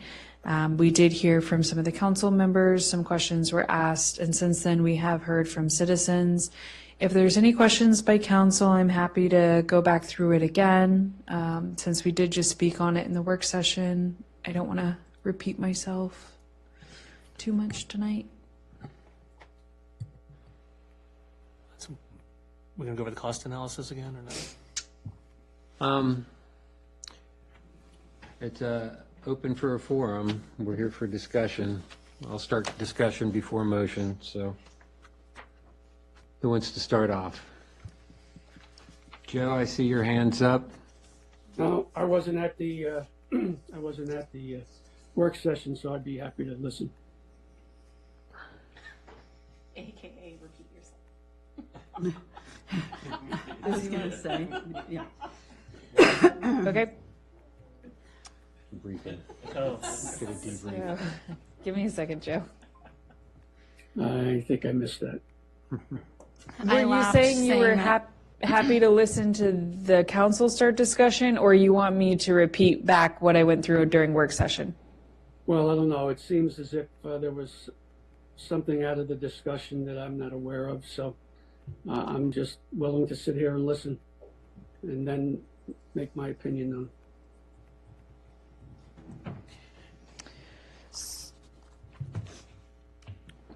I guess, Marshawn, you said I know in the work session you mentioned that there were some other things that you wanted to go further and deeper into. So maybe that's a good starting place, if I can suggest that. Okay. So we could certainly do that. So on the numbers that were put together. So Joe, during the work session, I covered the elements of the ARB's discussion. And one of the things we had talked about was a question and answer about the development plan budget. And some of the discussion was back and forth about stormwater and other elements of that. So the ARBs, from the ARB criteria is alternatives to the demolition and why they were not viable or fiscally viable versus what our analysis has been, which is evaluating one option over another, which is keeping the house or doing a pavilion and bathrooms. Looking at these numbers, and the ARB looked to them as well, but looking at them again from a different light based on the ARB discussion and interest in wanting to discuss with the council. If we look at the difference between the reuse house option and the demo house option, it's about $37,000, $30,486. So again, numbers are estimates, right? So to me, if you add some other elements, the cost of taking the house down, right now we do not have a plan in theory, although we had an adopted plan, and we do not have it in our current CIP. So if we estimate we're about 3 years off, right? If we now add to that cost $13,000 for porta-johns, $50,000 to increase the cost of the pavilion because of the council directive to look at harvesting and incorporating the elements of the house. For tongue-in-cheek, I'll say we'll lose $1,000 on ordinance or ornaments because our ornaments go for houses that exist today, not houses that have been taken down. Also look at the cost escalation of $8,900 for delay for 3 years, cost escalation. That flips the narrative, and now it is more expensive to do the pavilion and the other elements than to keep the house. On the flip side, most of the numbers that go with the reusing of the house, a lot of those are dictated, I guess what our previous discussion was, which if we do a community center, which means that we have to do disturbance over 2,500 square feet, then that kicks in a lot of these other elements and what would we want to support a community center, which was part of the master plan. I say community center, meeting space, I think that's a misnomer. But if you take all those elements, it drops it from $1.177 million down to $272,000 just to repair the house. And again, it's about $37,000 between the two. So again, it's how you look at it and what you add.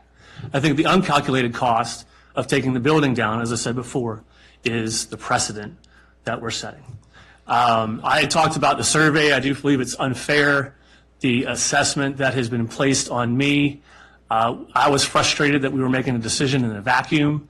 In hindsight, I think if we are a council that works collaboratively, we should have taken into account all elements of that decision, not just the initial assessment of the costs. There was also some urgency there. So my suggestion on doing the survey was to bridge the gap between what we should do is a overhaul of the whole plan if we're not confident that it's there, versus the interim survey, which to me, I did help draft, and I insisted on doing it because it felt like we were making a decision without that information. To say that it's now sour grapes because it did not turn out the way I wanted it, I believe is unfair. And if you were to look at it on its face, that has now become sort of a red herring. And how to make such a substantial decision based on a very slim margin between two elements, which, by the way, are either keeping the house or putting parts of the house into the pavilion, which tells you there's a historic interest in wanting to keep those sorts of things. So there you go. And also with the survey, it's not backstop. We're supposed to look at all elements, what the public says, what our interests in running for council are, what our ordinances talk about, our fiscal policies, all the other elements that we should take into play are rather than just one piece in our overall decision. We don't like the zoning, we don't like the historic district ordinance. There's a process to fix it. We no longer like the park plan. We fix it. You know, there's been other assessments that Marchant, you're just enamored with the projects you worked on back in 2015. Well, back in 2015, we made a concerted effort to plan for the future, right? Get our town center plan in order, get our town park in order, and so that we can plan for the future. Previous councils, that did not become a priority, and the costs have gone up substantially. But here's the thing. In a 48-month period, we are adding 450 residents to the town. That's 135 new homes. You can estimate 3 per townhome, 4 per single family. That's 450 residents that we're now having to try to serve with public services. We also have 73,250 square feet of commercial and retail that we're about to bring online. 35,000 of that is the Lidl once it comes online. It's not to mention the hotel that we've already had across the street, and now we're going to have a 122 room hotel potentially on our western border. How are we positioned to serve that? We need to make some key decisions now. We need to start thinking outside of the box. Respectfully, the surplus and the tax reduction, I believe were a good intent, but how are we going to raise the money in the funds? If we're going to look at the budget year on financing the town center project, then we need to think about how we want to condo these buildings. We've talked about that for years, potential revenue streams in the 3 buildings that we have here. So how do we do that? Well, right now, as part of the town center plan, we could add that option, at least to figure out how would we condo these other units and potentially sell. We don't have to, but potentially sell. The problem is we have an asset behind us right now that's half of it is storage. Now, to make that leasable space again would be an inherent cost. But right now, we lose some revenue from using that as storage. And I think if we were ever to sell it again, or sell it and generate revenue, a fully leased building is worth more money than an unleased or a half-leased building. But where does that storage go? Right now, we put a lot of money, we got a lot of TOT money that comes into to town now. Where are we going to put all this stuff? Right now, we're not going to put it in town hall. So if a community center is not what is, or a community meeting space is not what's down in the park, why not make it a conditioned space for storage? Why not have a workspace for our town maintenance guy to go in and work on items, a conditioned space to work on items?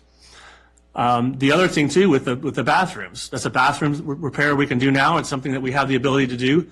That right now is an interim fix to bridge the gap, is the bathrooms. If I'm up there or the families are up there, one of the things they have to do is use a porta-johns. Okay, that seems unacceptable, at least for the next couple of years. So how do we bridge the gap in that and put the money into doing that?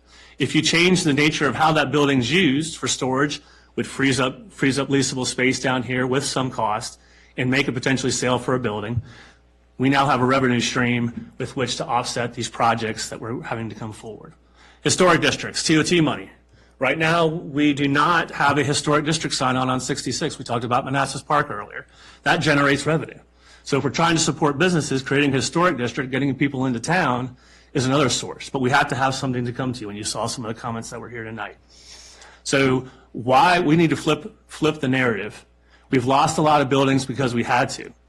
We were slow to do the demolition by neglect ordinance, which was the previous council. I've been told I need to make sure I differentiate between current council and previous councils. But nonetheless, I think we were slow to act over time as a town to react to it. So we've lost a lot of our building stock because of lack of maintenance and dilapidation. But we're at a turning point. We're at a tipping point now. We need to say what is enough and how we're going to market that. Why don't we have pride in ownership and say we were one of the few towns on the East Coast that has a Lewis home? Market that. Market our other historic structures that are less, bring people into town, and use TOT monies to do it. So we talk about thinking outside of the box. That's the types of things we need to look at doing. How do we respect the needs of the community? How do we respect the ordinances that we have in play? How do we respect the other elements that go into it? And try to make sure not everyone gets everything, but all those competing interests get something. That's the mindset I believe that we should be going for. So the ARB has asked that. This is an appointed committee that you've designated to administer the plan, and they are asking the council to look at that. I believe it is a valid option to do, and one of the things I just gave was an option on how to do that. Doing these fixes in the interim, if we were to do that option up there, does not require a lot of these expenses that I talked about associated with trying to do some sort of meeting space. Lowers it down to $272,000, which I believe probably is still high, but nonetheless, that's the estimate. We take our demolition by neglect money that we've had in our budget for a number of years that we've never used. That covers a significant part of it, plus use the other profit money that we have on hand to get that building fixed, get it usable, and I believe that's an actionable plan. If we budget it this year, we could get done by Haymarket Day. And oh, by the way, we had the bathrooms there. We no longer have to rent a trailer down at the park for Haymarket Day. So that is the extent of my comments. I would ask that the council, I know some of us on council have been consistent over time with not supporting reuse of these buildings, but I would ask that those that have voted against it before consider all the elements that are going into our decision and support the ARB decision to continue that discussion. Thank you.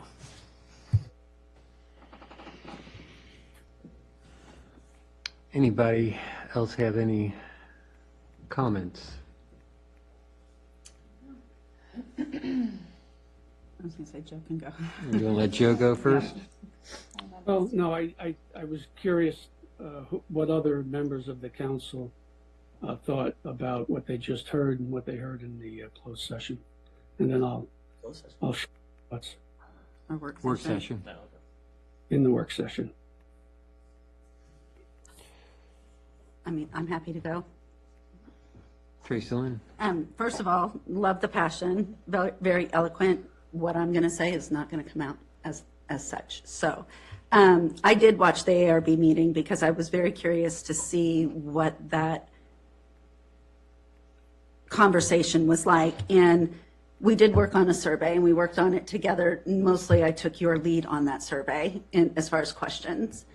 I worked on getting that survey out personally to neighbors and constituents in addition to an event that we had and social media. So though we do have approximately 1,500 to 1,600 citizens and we had about 9 to 10% participation, it was participation. They did have an opinion, and the term using, slam dunk as far as a decision, our community is very diverse and we're very passionate. We're not all going to necessarily agree, which is fine. But elections are won by slim margins. And this was a survey that was done to the best of our ability, working together. So to say that it's not being taken into consideration or that it was in a vacuum, I disagree with that respectfully. I do think that the building is beautiful. If I had an unlimited pocketbook, I would want to save it, but I don't have an unlimited pocketbook.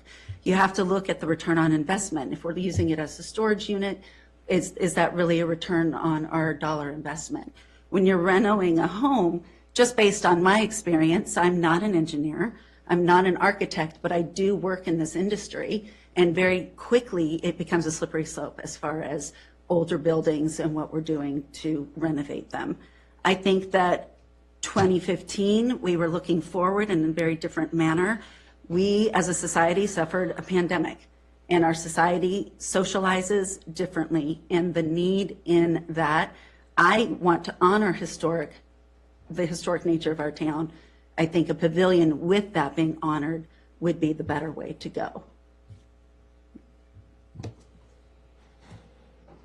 You done? Yes, thank you. Matt? I'll go. So I'm the one member that wasn't here for all the debates. So I spent the last 30 days getting myself up to speed. Respectfully, that's why I abstained last time. I didn't feel I was informed, so I took the time to get myself informed. I'd like to thank everybody, first of all, who helped me do that. All the information, Emily, that you provided. I've done a lot of reading. Came providing me meeting minutes and videos that I've listened to at night. It's been fun. It's been a lot of fun. And yes, I did go back a ways. And look, I personally appreciate, Marshawn, I appreciate you taking the time on this weekend to kind of walk the property with me, and go into the building. I think that was helpful. It comes down to me, it came down to, I think we can look at the numbers a lot of ways. They say you can make statistics kind of be what you want it to be. And I bet we can look at the numbers 1,000 ways and get a ton of assessments, and we can see what makes sense. And at the end of the day, yeah, we'll have some great estimates, but we'll have a lot of guesses there too. All right, I look, Marshana, you talked the other day about, and you talked to me about this the other day about using, as storage and repurposing something down here in the town center for, to be a little bit more revenue generating. I think that's a unique out of the box thinking, and I certainly appreciate it. Because then I echo what you say, we're all very passionate about this. For me, it kind of came down to, when I think about where I stand on this, I'd love to save the house. We'd love to save anything historic. But when I look there, realistically, no business is going to go in there. It's too far off the road. I heard a comment on Facebook about how a coffee shop should go there. We have coffee shops in town already. And, that down there, I can't believe that it would do that well. For meeting space, I spent, a number of years within a Scouts BSA troop. Want it noted, I said Scouts BSA, not Boy Scouts finally. All right, thank you. I've, supported a lot of different volunteer efforts, and the reality is the space as configured now really just isn't large enough, all right, outside of kind of for small meetings. Yes, HOAs could potentially use it. I still come down to, I think, a pavilion is likely better there, all right, in a park. It's not official, but I've looked at the survey results. I've gone around and spoken to neighbors. I spoke to people at the holiday event. Some in favor of keeping the building, some in favor of not. And people had a lot of passion around that. But I think when I did kind of just a very unofficial straw poll, most people were far more in favor of going with a park pavilion that would be used. And that included a lot of our scouting organizations, our recreational organizations, and the people who represent them, saying that would be a pavilion they would be more likely to make use of. And then given the fact that playground is heavily used now, it's fantastic to see as I come out of the neighborhood every day when I do come out, when I'm not at home working. There's always people there, all throughout the year. So the park is getting used. I think a pavilion ultimately makes it used even more. And I think, again, to me, it didn't come down to cost. I really am trying to listen to what our constituency says they want. And right now, it seems that just most people from, again, unofficially want to see a pavilion there and make that park into something special.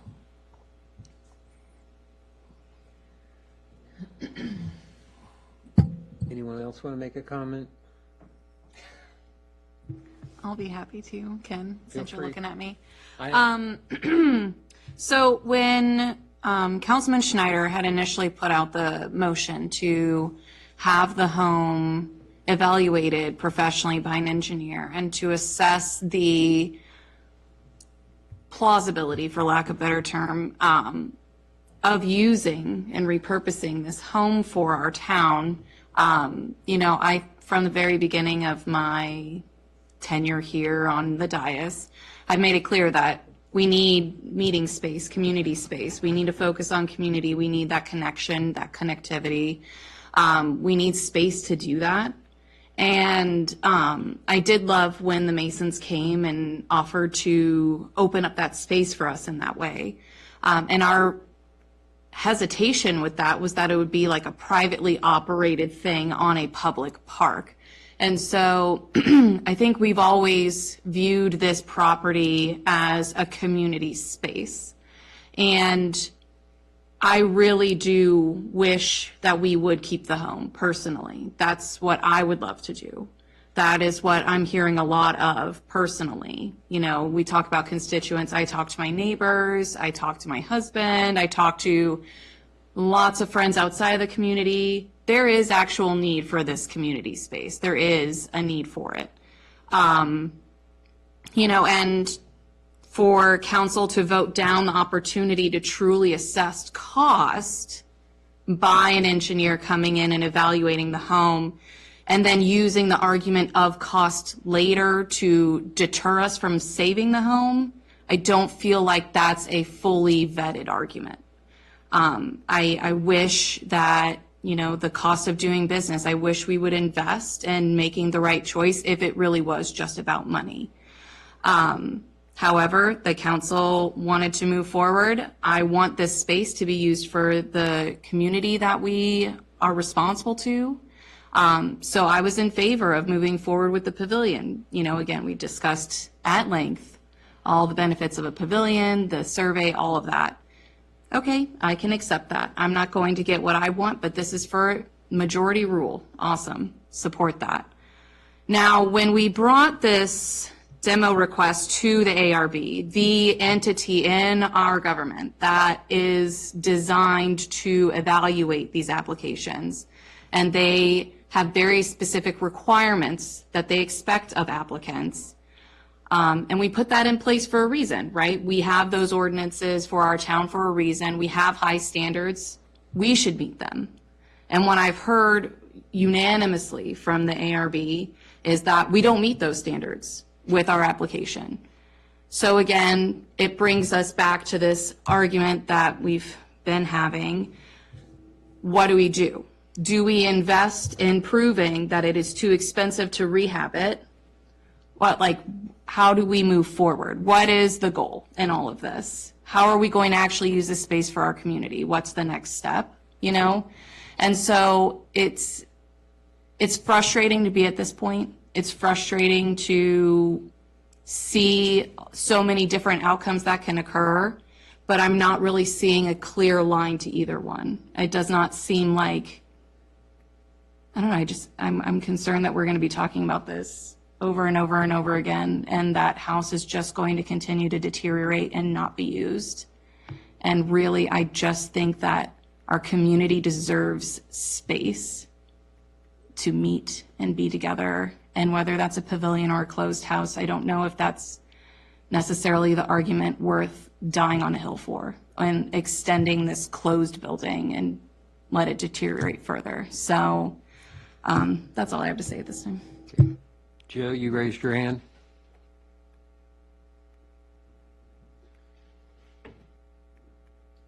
Are you on mute? Hey, I'm sorry. A couple of comments. Just bear with me. I'm going to try not to be too verbose on this subject. But first thing I want to say is to Matt, there are lies, more lies than statistics, Mark Twain would say. But I appreciate your comments. And Mary, I don't think we're going to talk about this over and over again, because that's why I raised the motion in September. And I have to say, I think this has been one of the better conversations that we've had as a council in a long time. There's passion on both sides. And I just want to say that I have a few questions for the staff, and then a few comments, and then I'm going to attempt to make a motion if I can. So I just want to check with the town manager and our attorney whether there are any procedural issues or concerns about our process. I have no concerns. I do not either. Okay. I think it's important to consider some facts.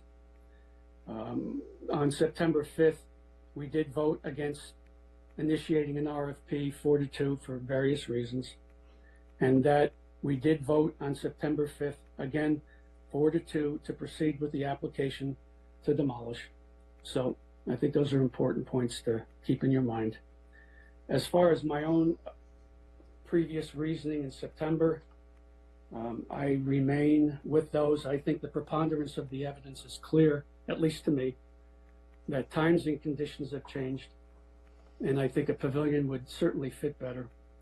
I do believe we had an excellent engineering evaluation of that structure by a PE, the town engineer, an independent, objective evaluation of the structure. And I think, like Rumsfeld said, there are things we know and there are things we don't know. And there's a lot in that that are unforeseen that really scare me. That's my opinion. We did reach out to the public. The public concluded with the demo. Frankly, I think it was even a little higher than 5149. I think it was closer to 5743. I think we got a lot of good input from the public. Yeah, you can shake your head, but we did. I think it's also important that the council understands that it has the authority to seek the approval for the demo and to follow the process. I think it's within our purview and our discretion to overturn their denial. And there are many, many reasons. With respect to the structure itself, it may be deemed historic, but I'm going to make the argument again that I think the firehouse was even more historic because it was built by members of the community, as other structures in this town were built by the hands of members of the community. The structure, while it's great, and by the way, I was on the council that helped save the other structure that is now part of QBE's property. So we did make a concerted effort, and there was a lot of hard work by other members behind the scenes trying to get that done, and it got done. So we're not here to destroy our history, as some might intimate in their comments. So what we have is, we have an indigenous kind of structure around town, like the firehouse and the bungalow. And we have this structure that is a kit that is brought in by train or whatever and gets assembled on site. You know, unique, no doubt about it. I think there are things that we can do to preserve that uniqueness by harvesting and bringing elements into the design of a pavilion. With respect to the comp plan, you know, we get public input on that comp plan, and we haven't had an update on that comp plan, I don't know, 10 years, maybe longer. That comp plan really needs to be updated. But that comp plan ultimately is input by our residents and a council decision. Again, just like the historic district. You heard earlier that if there's a problem with the historic district, you change it. Well, we made efforts to change it, and it didn't work out. And that's okay, because that's the way it should be. But again, you get public input, and ultimately decisions are made by the council. We are the elected officials. We have the discretion to make a decision on this issue. And that's about all I have to say on that. I don't think there's anything else that I can find in my notes other than the comparison. I think it was a very good comparison. And you have to remember, we had our town engineer come in and present to us. My frustration is we've been working on this for more than 2 years. And a lot of this questioning and information could have been brought to the table. Yes, should the ARB and the town council work together? Absolutely. But we've had 2 years to do it, and this is the first time that has ever been mentioned. So with all of that, I don't want to continue on. I think I'm ready to make a motion. If Alexander has any comments, I'm fine to hear them. The floor has been yielded to you, Alexander. Okay, all right. So I think most of you have already covered what I'm about to say, right? The reason I am going to vote to go with the pavilion as opposed to rehabbing the town park building is because, once again, as most of you have indicated, the results of the survey, right? Basically, the survey indicated that more of the town residents preferred the pavilion option as opposed to rehabbing the town park building, right? Second would be cost. As we all know, even though it's not a whole lot of the cost difference, the cost of a pavilion, to construct a pavilion, is less than rehabbing the park building, right? But it's not just a short-term cost, but the long-term. This building, historic building, most likely will require further maintenance and upkeep, right, in the future. So that's additional cost to the town and to the town residents. And as one of the town residents indicated earlier today through their email, I believe, the practicality, okay, and comparing both options, as well as Council Member Patter indicated, return on investment, right, from the perspective of better and more use by the town residents. Initially, when we started discussing this, one of the things I said is, I would rather spend the money, the funds, the taxpayer funds, the town's funds, towards something that has more and better use for the town residents, right? And I personally believe that the pavilion will get better and more use by the residents in comparison to a meeting space, which is going to be available on a first come first service basis. It's not readily available to be used by the town residents, right? In comparison to the pavilion. So for those reasons, I'm going to continue to support going with the pavilion as opposed to rehabbing the town park building. Now, if I was given the option, if we had the funds, unlimited funds, to keep both, to rehab the town park and also construct the pavilion, maybe I would go with that option, but that's not what's been presented to us, right? It's one or the other. So again, for that reason, I'm going to elect to vote for demoing the town park building. Yeah, thanks.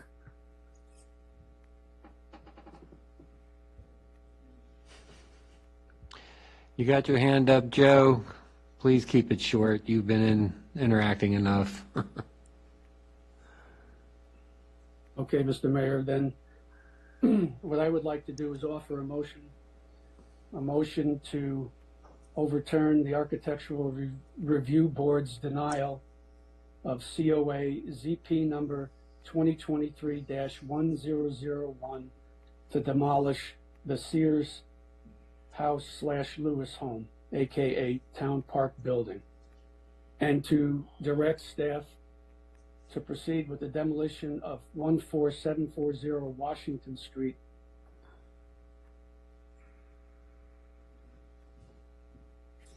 I second. Okay, you got a motion, second by Vice Mayor.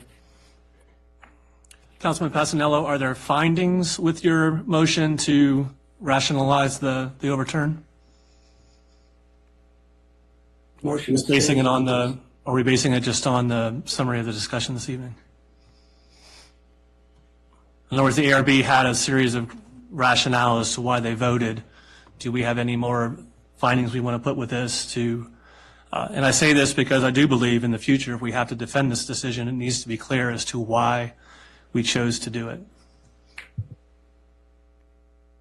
I think some of the rationale was in my comments and in other comments.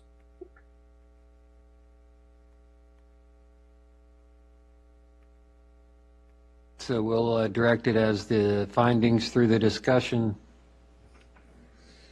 And then, sorry to bring this up, the original motion from the council when we had submitted the application, or submitted the, prepared to submit the application, talked about harvesting and making those other elements a part of the project. Is that still part, or that's still the council's intent, or no, as part of this motion? Councilman Passanello, was that your intent to carry the same motion as before? I mean, we can certainly add a friendly amendment. Okay. Do I need to second it? And what your friendly amendment Just a is? friendly amendment that We harp- the motion stands as before, which was to incorporate in the pavilion. Emily, do you remember? We don't have that one. To Elements demolish of the it, home. Yeah, To be architectural salvaged. elements. to salvage it, put in place a pavilion with salvaged pieces from the home and the bathroom structure. Yes. Mayor, if I may, you kind of know how I feel about these friendly amendments to motions. It gets kind of confusing. So I think what you should do, Councilman, when you make your motions, is start from the very beginning. Withdraw your initial motion, if it pleases you to do that, and then make your motion and then include what the other council members recommend that you include, if that's what you want to do with your motion. But I will withdraw the initial motion and then start over fresh with a complete motion, adding in the amendments. Okay, let me give it a shot. He's going to withdraw his motion. Yes, you have to withdraw the initial motion. Okay, then I'll withdraw my initial motion and replace it with the following. I move that the Haymarket Town Council overturn the Architectural Review Board's denial of COA ZP number 2023-1001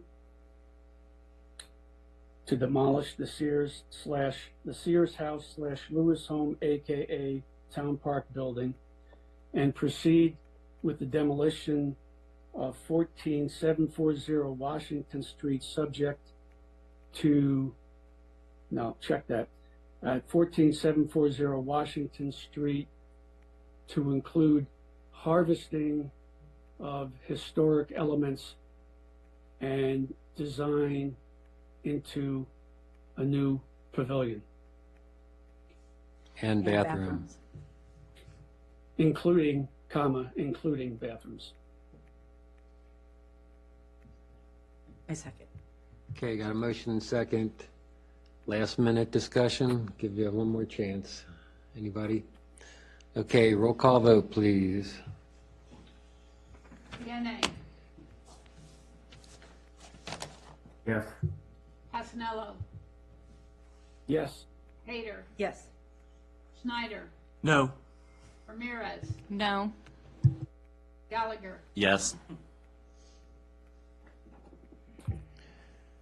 Motion holds. I guess I don't have to put my comments in there. I was holding off because I didn't want to sway anybody. But truly, my comments. I was on the ARB. I understand the ARB's hat, trying to keep the history there. As a matter of fact, I was with Pam Swinford, who was during Citizens Time commented on the options that we put out. We put out a gold, silver, bronze solution for keeping both houses, losing one house, keeping the other, or demolishing them all with a replacement of some type of rebuild. So I do have a history with this. I am passionate about trying to keep the history in town, but that was when I was on ARB and I was part of the ARB chair structure. My sole hat was to make sure that everything integrated well in town and the history was kept. Now on the council, we're responsible with the history, with the infrastructure, with all kinds of different elements, making sure we fulfill the constituents' wishes. So there's a lot of elements in here. But with those restrictions that we put onto it, the master plan was designed around those buildings, at least one of those buildings being kept, because that was what was decided upon as one of the requirements back then. Since then, things have changed. A playground's been put in. We got the a garden that was put in there, and this parkland is now strictly a parkland. It can't be a parkland / community center. It's more of an open asset of the town. And what we needed is something that would invite people to come in and use this open environment. And so I think the pavilion is probably better. That's just my opinion. I mean, I could go on with a lot of other things. Mainly, every time we sit there and try to keep this house and what the purpose of this house is, it gets directed into a meeting space. If we modified the house the way the thought was to modify it, taking off some of the extensions, making a larger bathroom, the meeting space is no bigger than what we have with the museum. And the museum, out of the 20-some odd years I've been here, has been shuttered more than 50% of the time. So the model that we would be looking with for this, it puts a lot more stress on management for the staff. If it's going to end up being shuttered, it's an asset that doesn't get used, yet we're paying a good amount of resources for. So my opinion would have been drawing. And these could be used as some of the references to the defense of why we're denying this. I could drag this out, but I don't think I need to since the decision's been made. But I just wanted to kind of put a target on my back if people feel that the council is responsible for this. I would have been the turning vote. So thank you. We'll move on now. Next thing is the budget amendment. So is there a budget amendment that's required? We kind of glazed over it a little bit in the work session. So, Mayor and Council, it's, again, in the work session, we spoke on this. This is basically the mid-year budget amendment to make some minor adjustments. Though the adjustments on the revenue side will trigger that over that 1% that requires a public hearing. The request tonight from staff is if we have the go-ahead to do a public notice for the February 5th meeting, with the understanding that I will provide the actual amendment line items that we can go over as council on the January 29th work session. Okay, so we're going to have kind of like a multi-public announcement then for February 5th? Each one will be separate. Each one will be separate, But yes. we will have multiple meetings going on there then? Yes. Okay.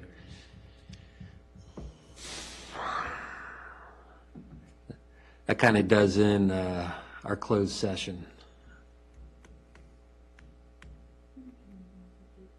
Do you want to try to move the closed session to the work session?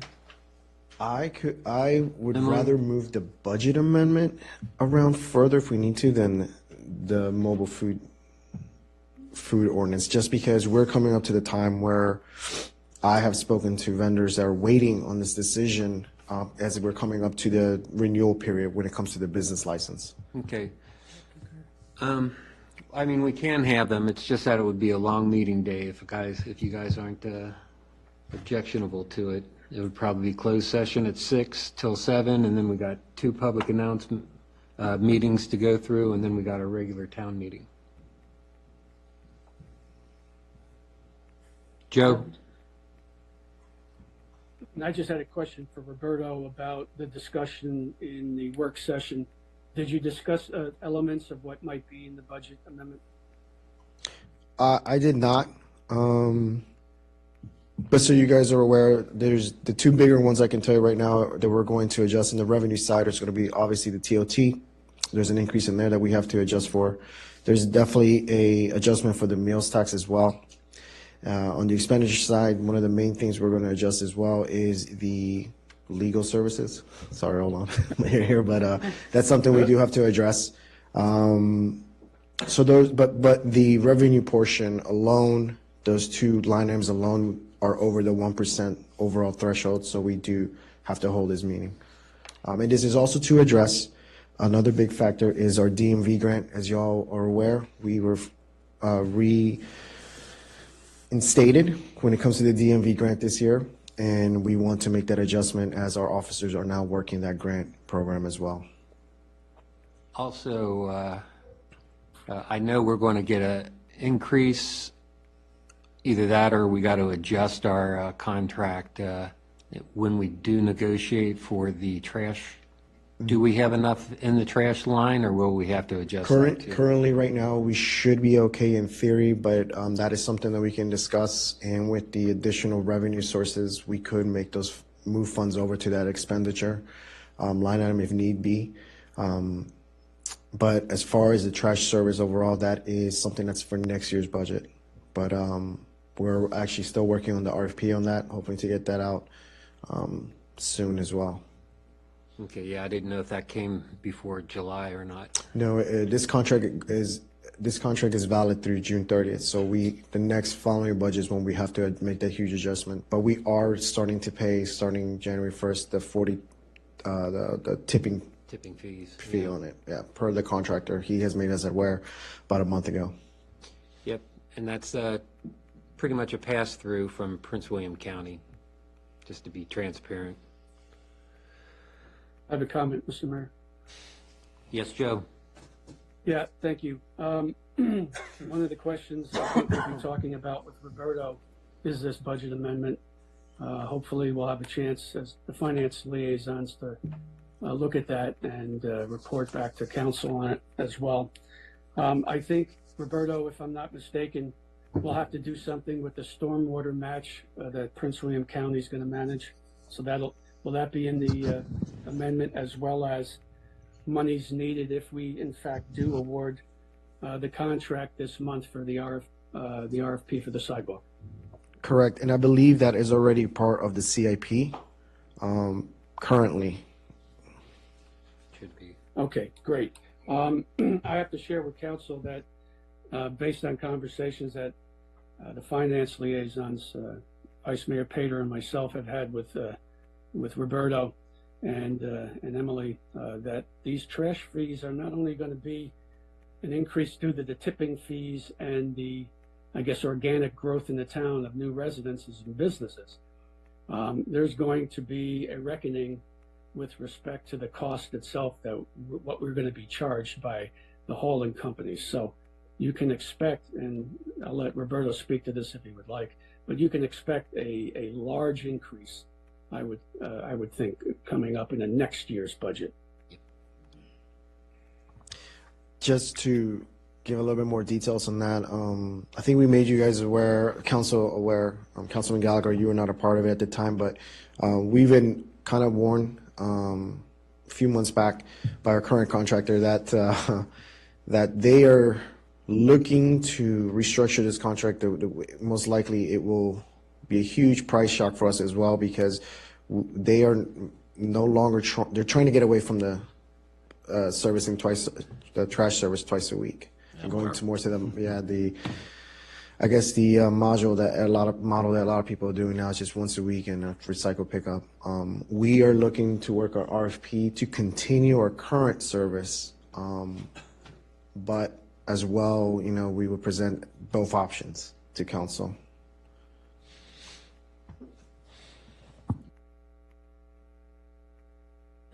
Tracy Lynn? So can we circle back to the meeting time? I think that as far as scheduling.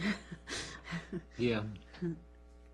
So are we wanting, I mean, that would be a very long evening starting at 6. Yep.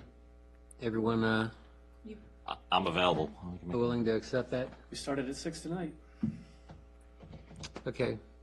Then we'll keep it as the 5th. Mayor, Yes. Council member Vianney would like to lead the meetings, being he's the only one to be part of the discussion on the both first two agenda items. Feel better, Alexander. Thank you for your time. All right, thank you. All right. Joe, you had your hand up. I did, but I'll defer to council member time.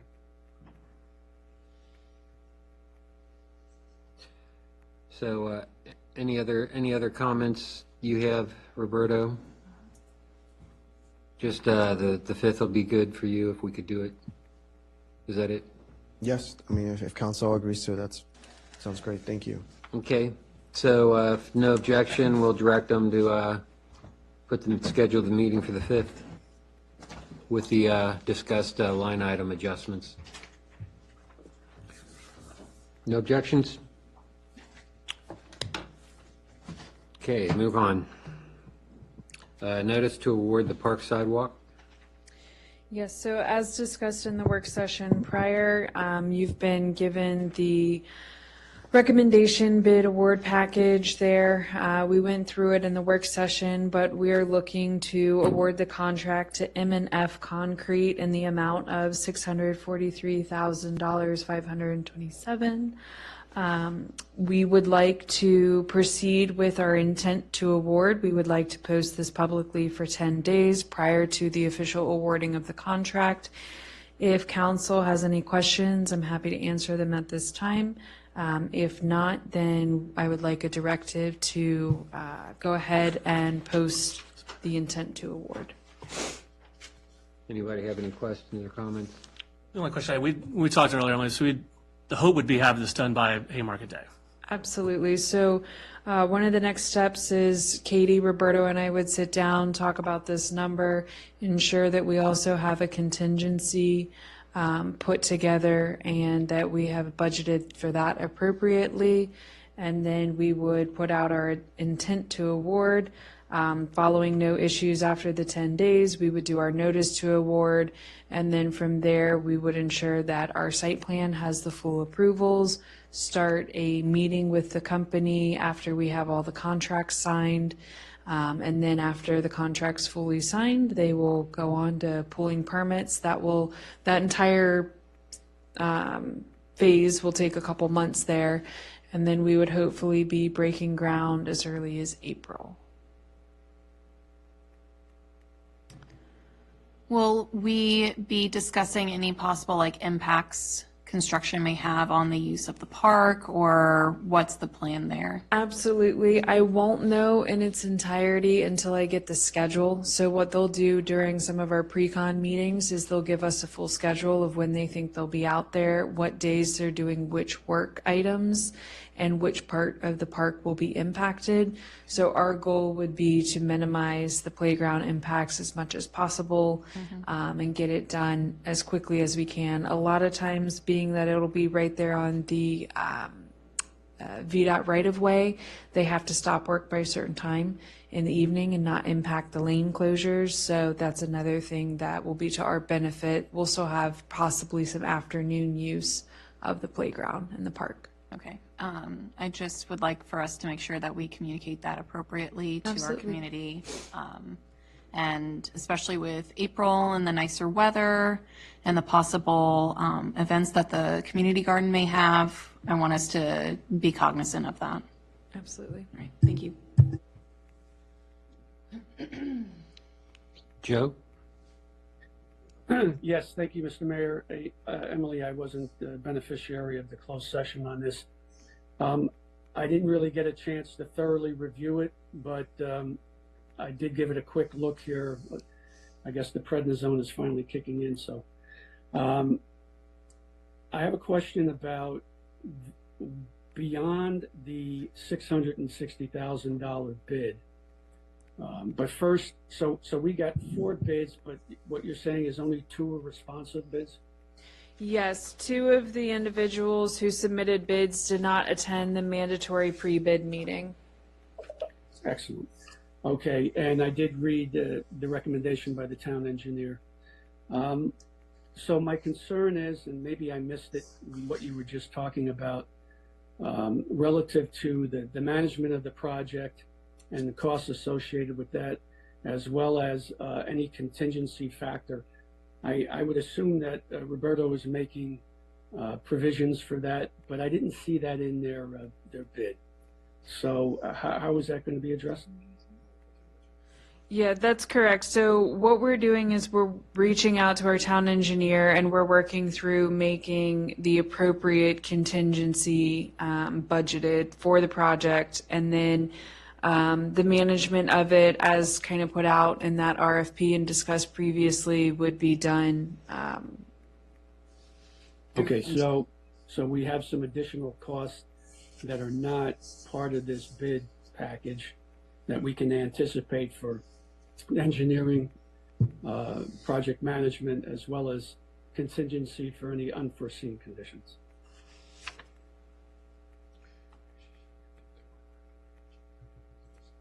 We can discuss that through another work session meeting or a finance liaison meeting, but typically that was handled through our engineering contract in the past that we have. And so that was the original intent as this was discussed in previous meetings. Well, okay, we can talk about that some more, but I think it's important that we look at the pass-through on that and we identify what those costs, so for future budgeting reasons. Okay. That would be my suggestion. I have no further comments. Thank you, Mr. Mayor. Okay. Do we need to put this up for vote? Or can we just direct? Okay, since it is money.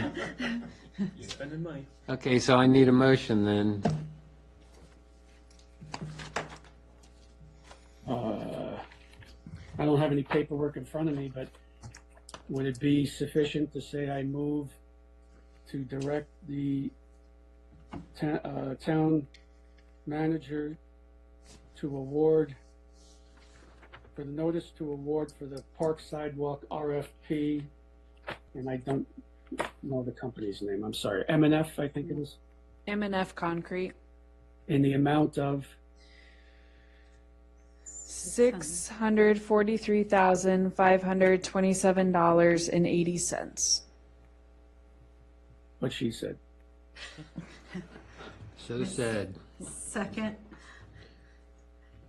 Okay, got a motion second. Roll call vote, please. BNA. Pasanello. Yes. Gator. Yes. Schneider. Yes. Ramirez. Yes. Gallagher. Yes. Okay. Council member time. First one up, Marchant. Interesting. We try to scramble them so no one's always I know, first right? and no one's always Well, last. I'm gonna get some feedback tonight, I predict. So Christmas event was great. A lot of positive feedback.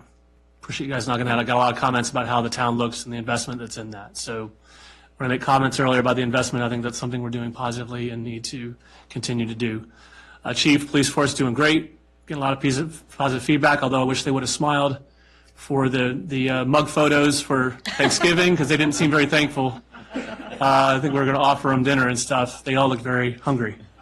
So please send our regards to them as well. But I'll be candid. I'm disappointed with the vote tonight. I believe I probably set my expectations too high in terms of the impact that I would have as part of the council. I joined the council to be collaborative. I think we can do a better job. I feel like we can think more outside the box and we can make decisions more quickly. I do feel some of the decision and some of the angst around the decision was unfairly placed on me and others, but it's certainly with my intent for us to think outside the box and move forward. I do believe we're stuck in a sort of a cycle of perpetual why not instead of how to. I hope I'm wrong, but I am not confident that we will move any further on that house in the next 3 years than we have in the last 3. I hope I'm proven wrong. This year needs to be the year of a reinvestment into the CIP. We're behind.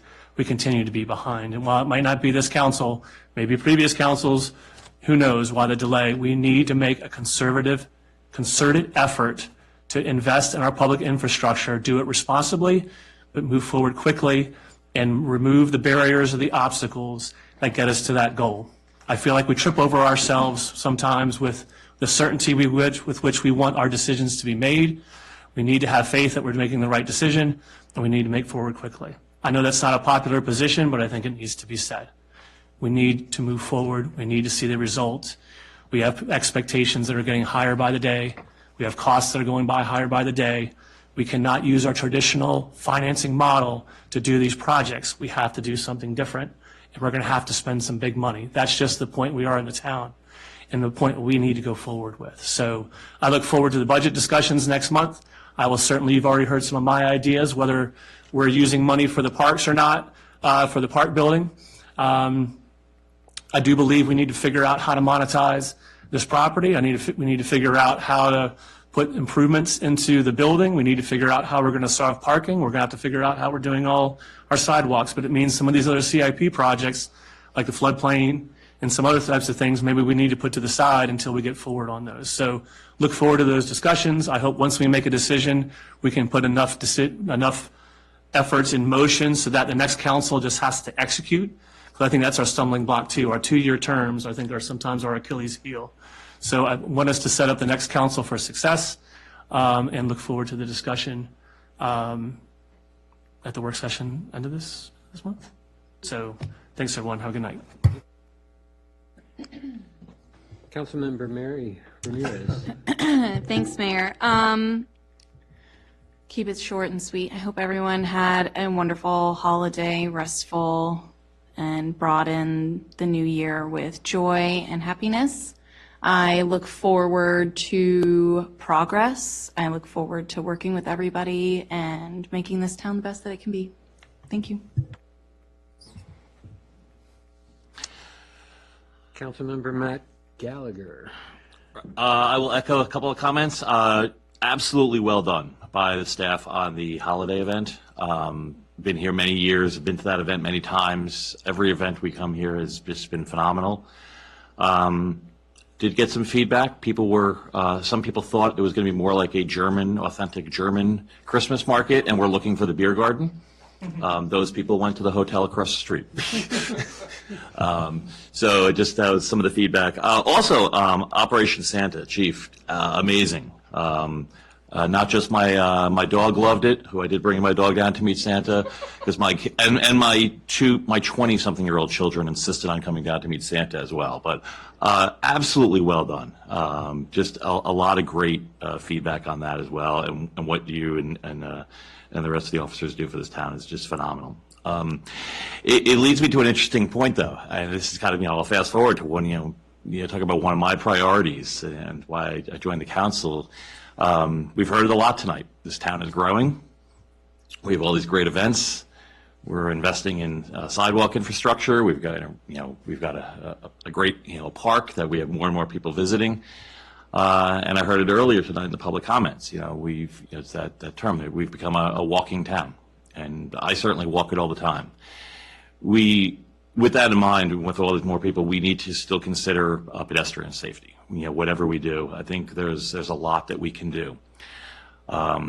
Recently, this is a little bit personal to me, and it was just actually outside of town in, I think it's Villages of Piedmont off of 15, where I did have a good friend of mine who sent me a text message saying, oh, by the way, I got hit by a car. And all he was doing was just out jogging, and a distracted driver on their cell phone ran him over. He was very close to not making it. And I think that when I look and I walk through this town when I'm walking my dog or I'm walking up here to the farmer's market, there's a lot of things I think that we need to consider and do. I know we're moving in that right direction. I know that everybody's focused on that. Marchant mentioned it, the spirit of collaboration. I think we all need to put our heads together, staff, council, and everybody involved, and make sure that we're doing everything we can to keep our people that live here and the people that visit us safe in our town. With that, Happy New Year to everybody. Hope you guys all have a phenomenal and successful and healthy 2024. Thank you. Councilmember Joe Passanello. Thank you, Mr. Mayor. I didn't think I'd be able to stay awake, but I did, and I have a few things I want to share. I agree with I just heard from Matt regarding pedestrian safety, really critical, and I think that's something we'll see through perhaps the DMV grant, but I don't want to put words in the chief's mouth. But I do want to commend the chief also relative to his efforts at keeping our costs down. In his report, which I should have pulled but did not, I think it's important that we recognize that he's applied for grants to help offset some of the costs for the portable units that they use in the PD. Our goal has always been to make sure that they're properly resourced, and the chief has done, I think, a wonderful job in helping us do that So I just wanted to put that out there, and if anybody has any questions, they can talk to the chief about it. I just want to be clear on something, that the proffers that were mentioned earlier are significant, but they're one-offs. We have a lot of recurring costs that we have to deal with, and we have a lot of recurring costs that are going to increase as we go forward. And there are a lot of competing demands for the limited funding that we do have available. Once those one-offs are gone, we have to figure out how to fund things in the future through the operating budget. So let's just keep that in mind as we look forward. And I'm optimistic. I think we are going to be able to do something with that town park sooner rather than later. I think we have the will. I think this is a big win for the folks in the town of Haymarket. I think it's in the best interest of the good people. So going forward, I think that'll be it for now, and I just want to wish everybody a very healthy and thriving new year. Okay, Vice Mayor Tracy Lynn Thank Pater. So I as well hope that everybody had a joyous holiday. Wishing everybody a very happy 2024. Business Roundtable is January 23rd, so please come out, participate. You'll be getting communication. I know that tonight's discussion and vote didn't go as everybody wanted, but I want to say personally, thank you for taking the time to talk with me outside of dais and having those conversations. I really enjoy working with everyone, so thank you. That's it. Okay, I'd like to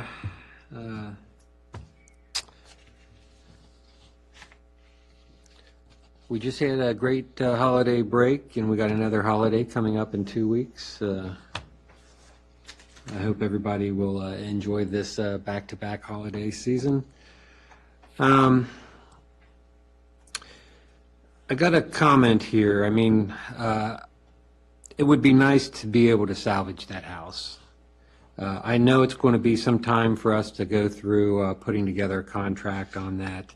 While that's happening, if there are no objections by council, I would like to direct staff to put it up for sale for anybody who may want to grab it for a move, similar to what happened to our movement to the QBE location for the other house, while we prepare any demolition contracts or anything, but at least keep it open for, you know, the opportunity for sale for about three months to 6 months, sometime in that time frame. I know it's highly unlikely, but at least gives one last effort to try and keep this house alive. Any objections? Only that, Mr. Mayor, that would make it harder to salvage it for the pavilion. So maybe if I don't want to solicit for an offer, then just to say. So you want the original stuff? It's not what I want. I guess what I'm suggesting is that would sort of undermine. I think it's a good idea. We can try it, but it would sort of contradict our efforts to try to salvage some of that.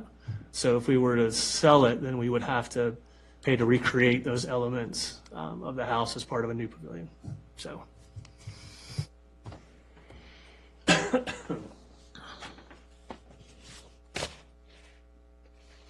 So what do I got for objections or no objections? I know, but this was just after the fact, suggestion after the fact. Didn't want to complicate that motion. Just wanted to put a directive out there. No? Okay. Too many question faces here, so. Thank you for the effort. Yeah. Other than that, I don't have anything else to really say. Move to adjourn. Second. Got a motion and a second. All in favor, say aye. Aye. Any opposed? Let's adjourn.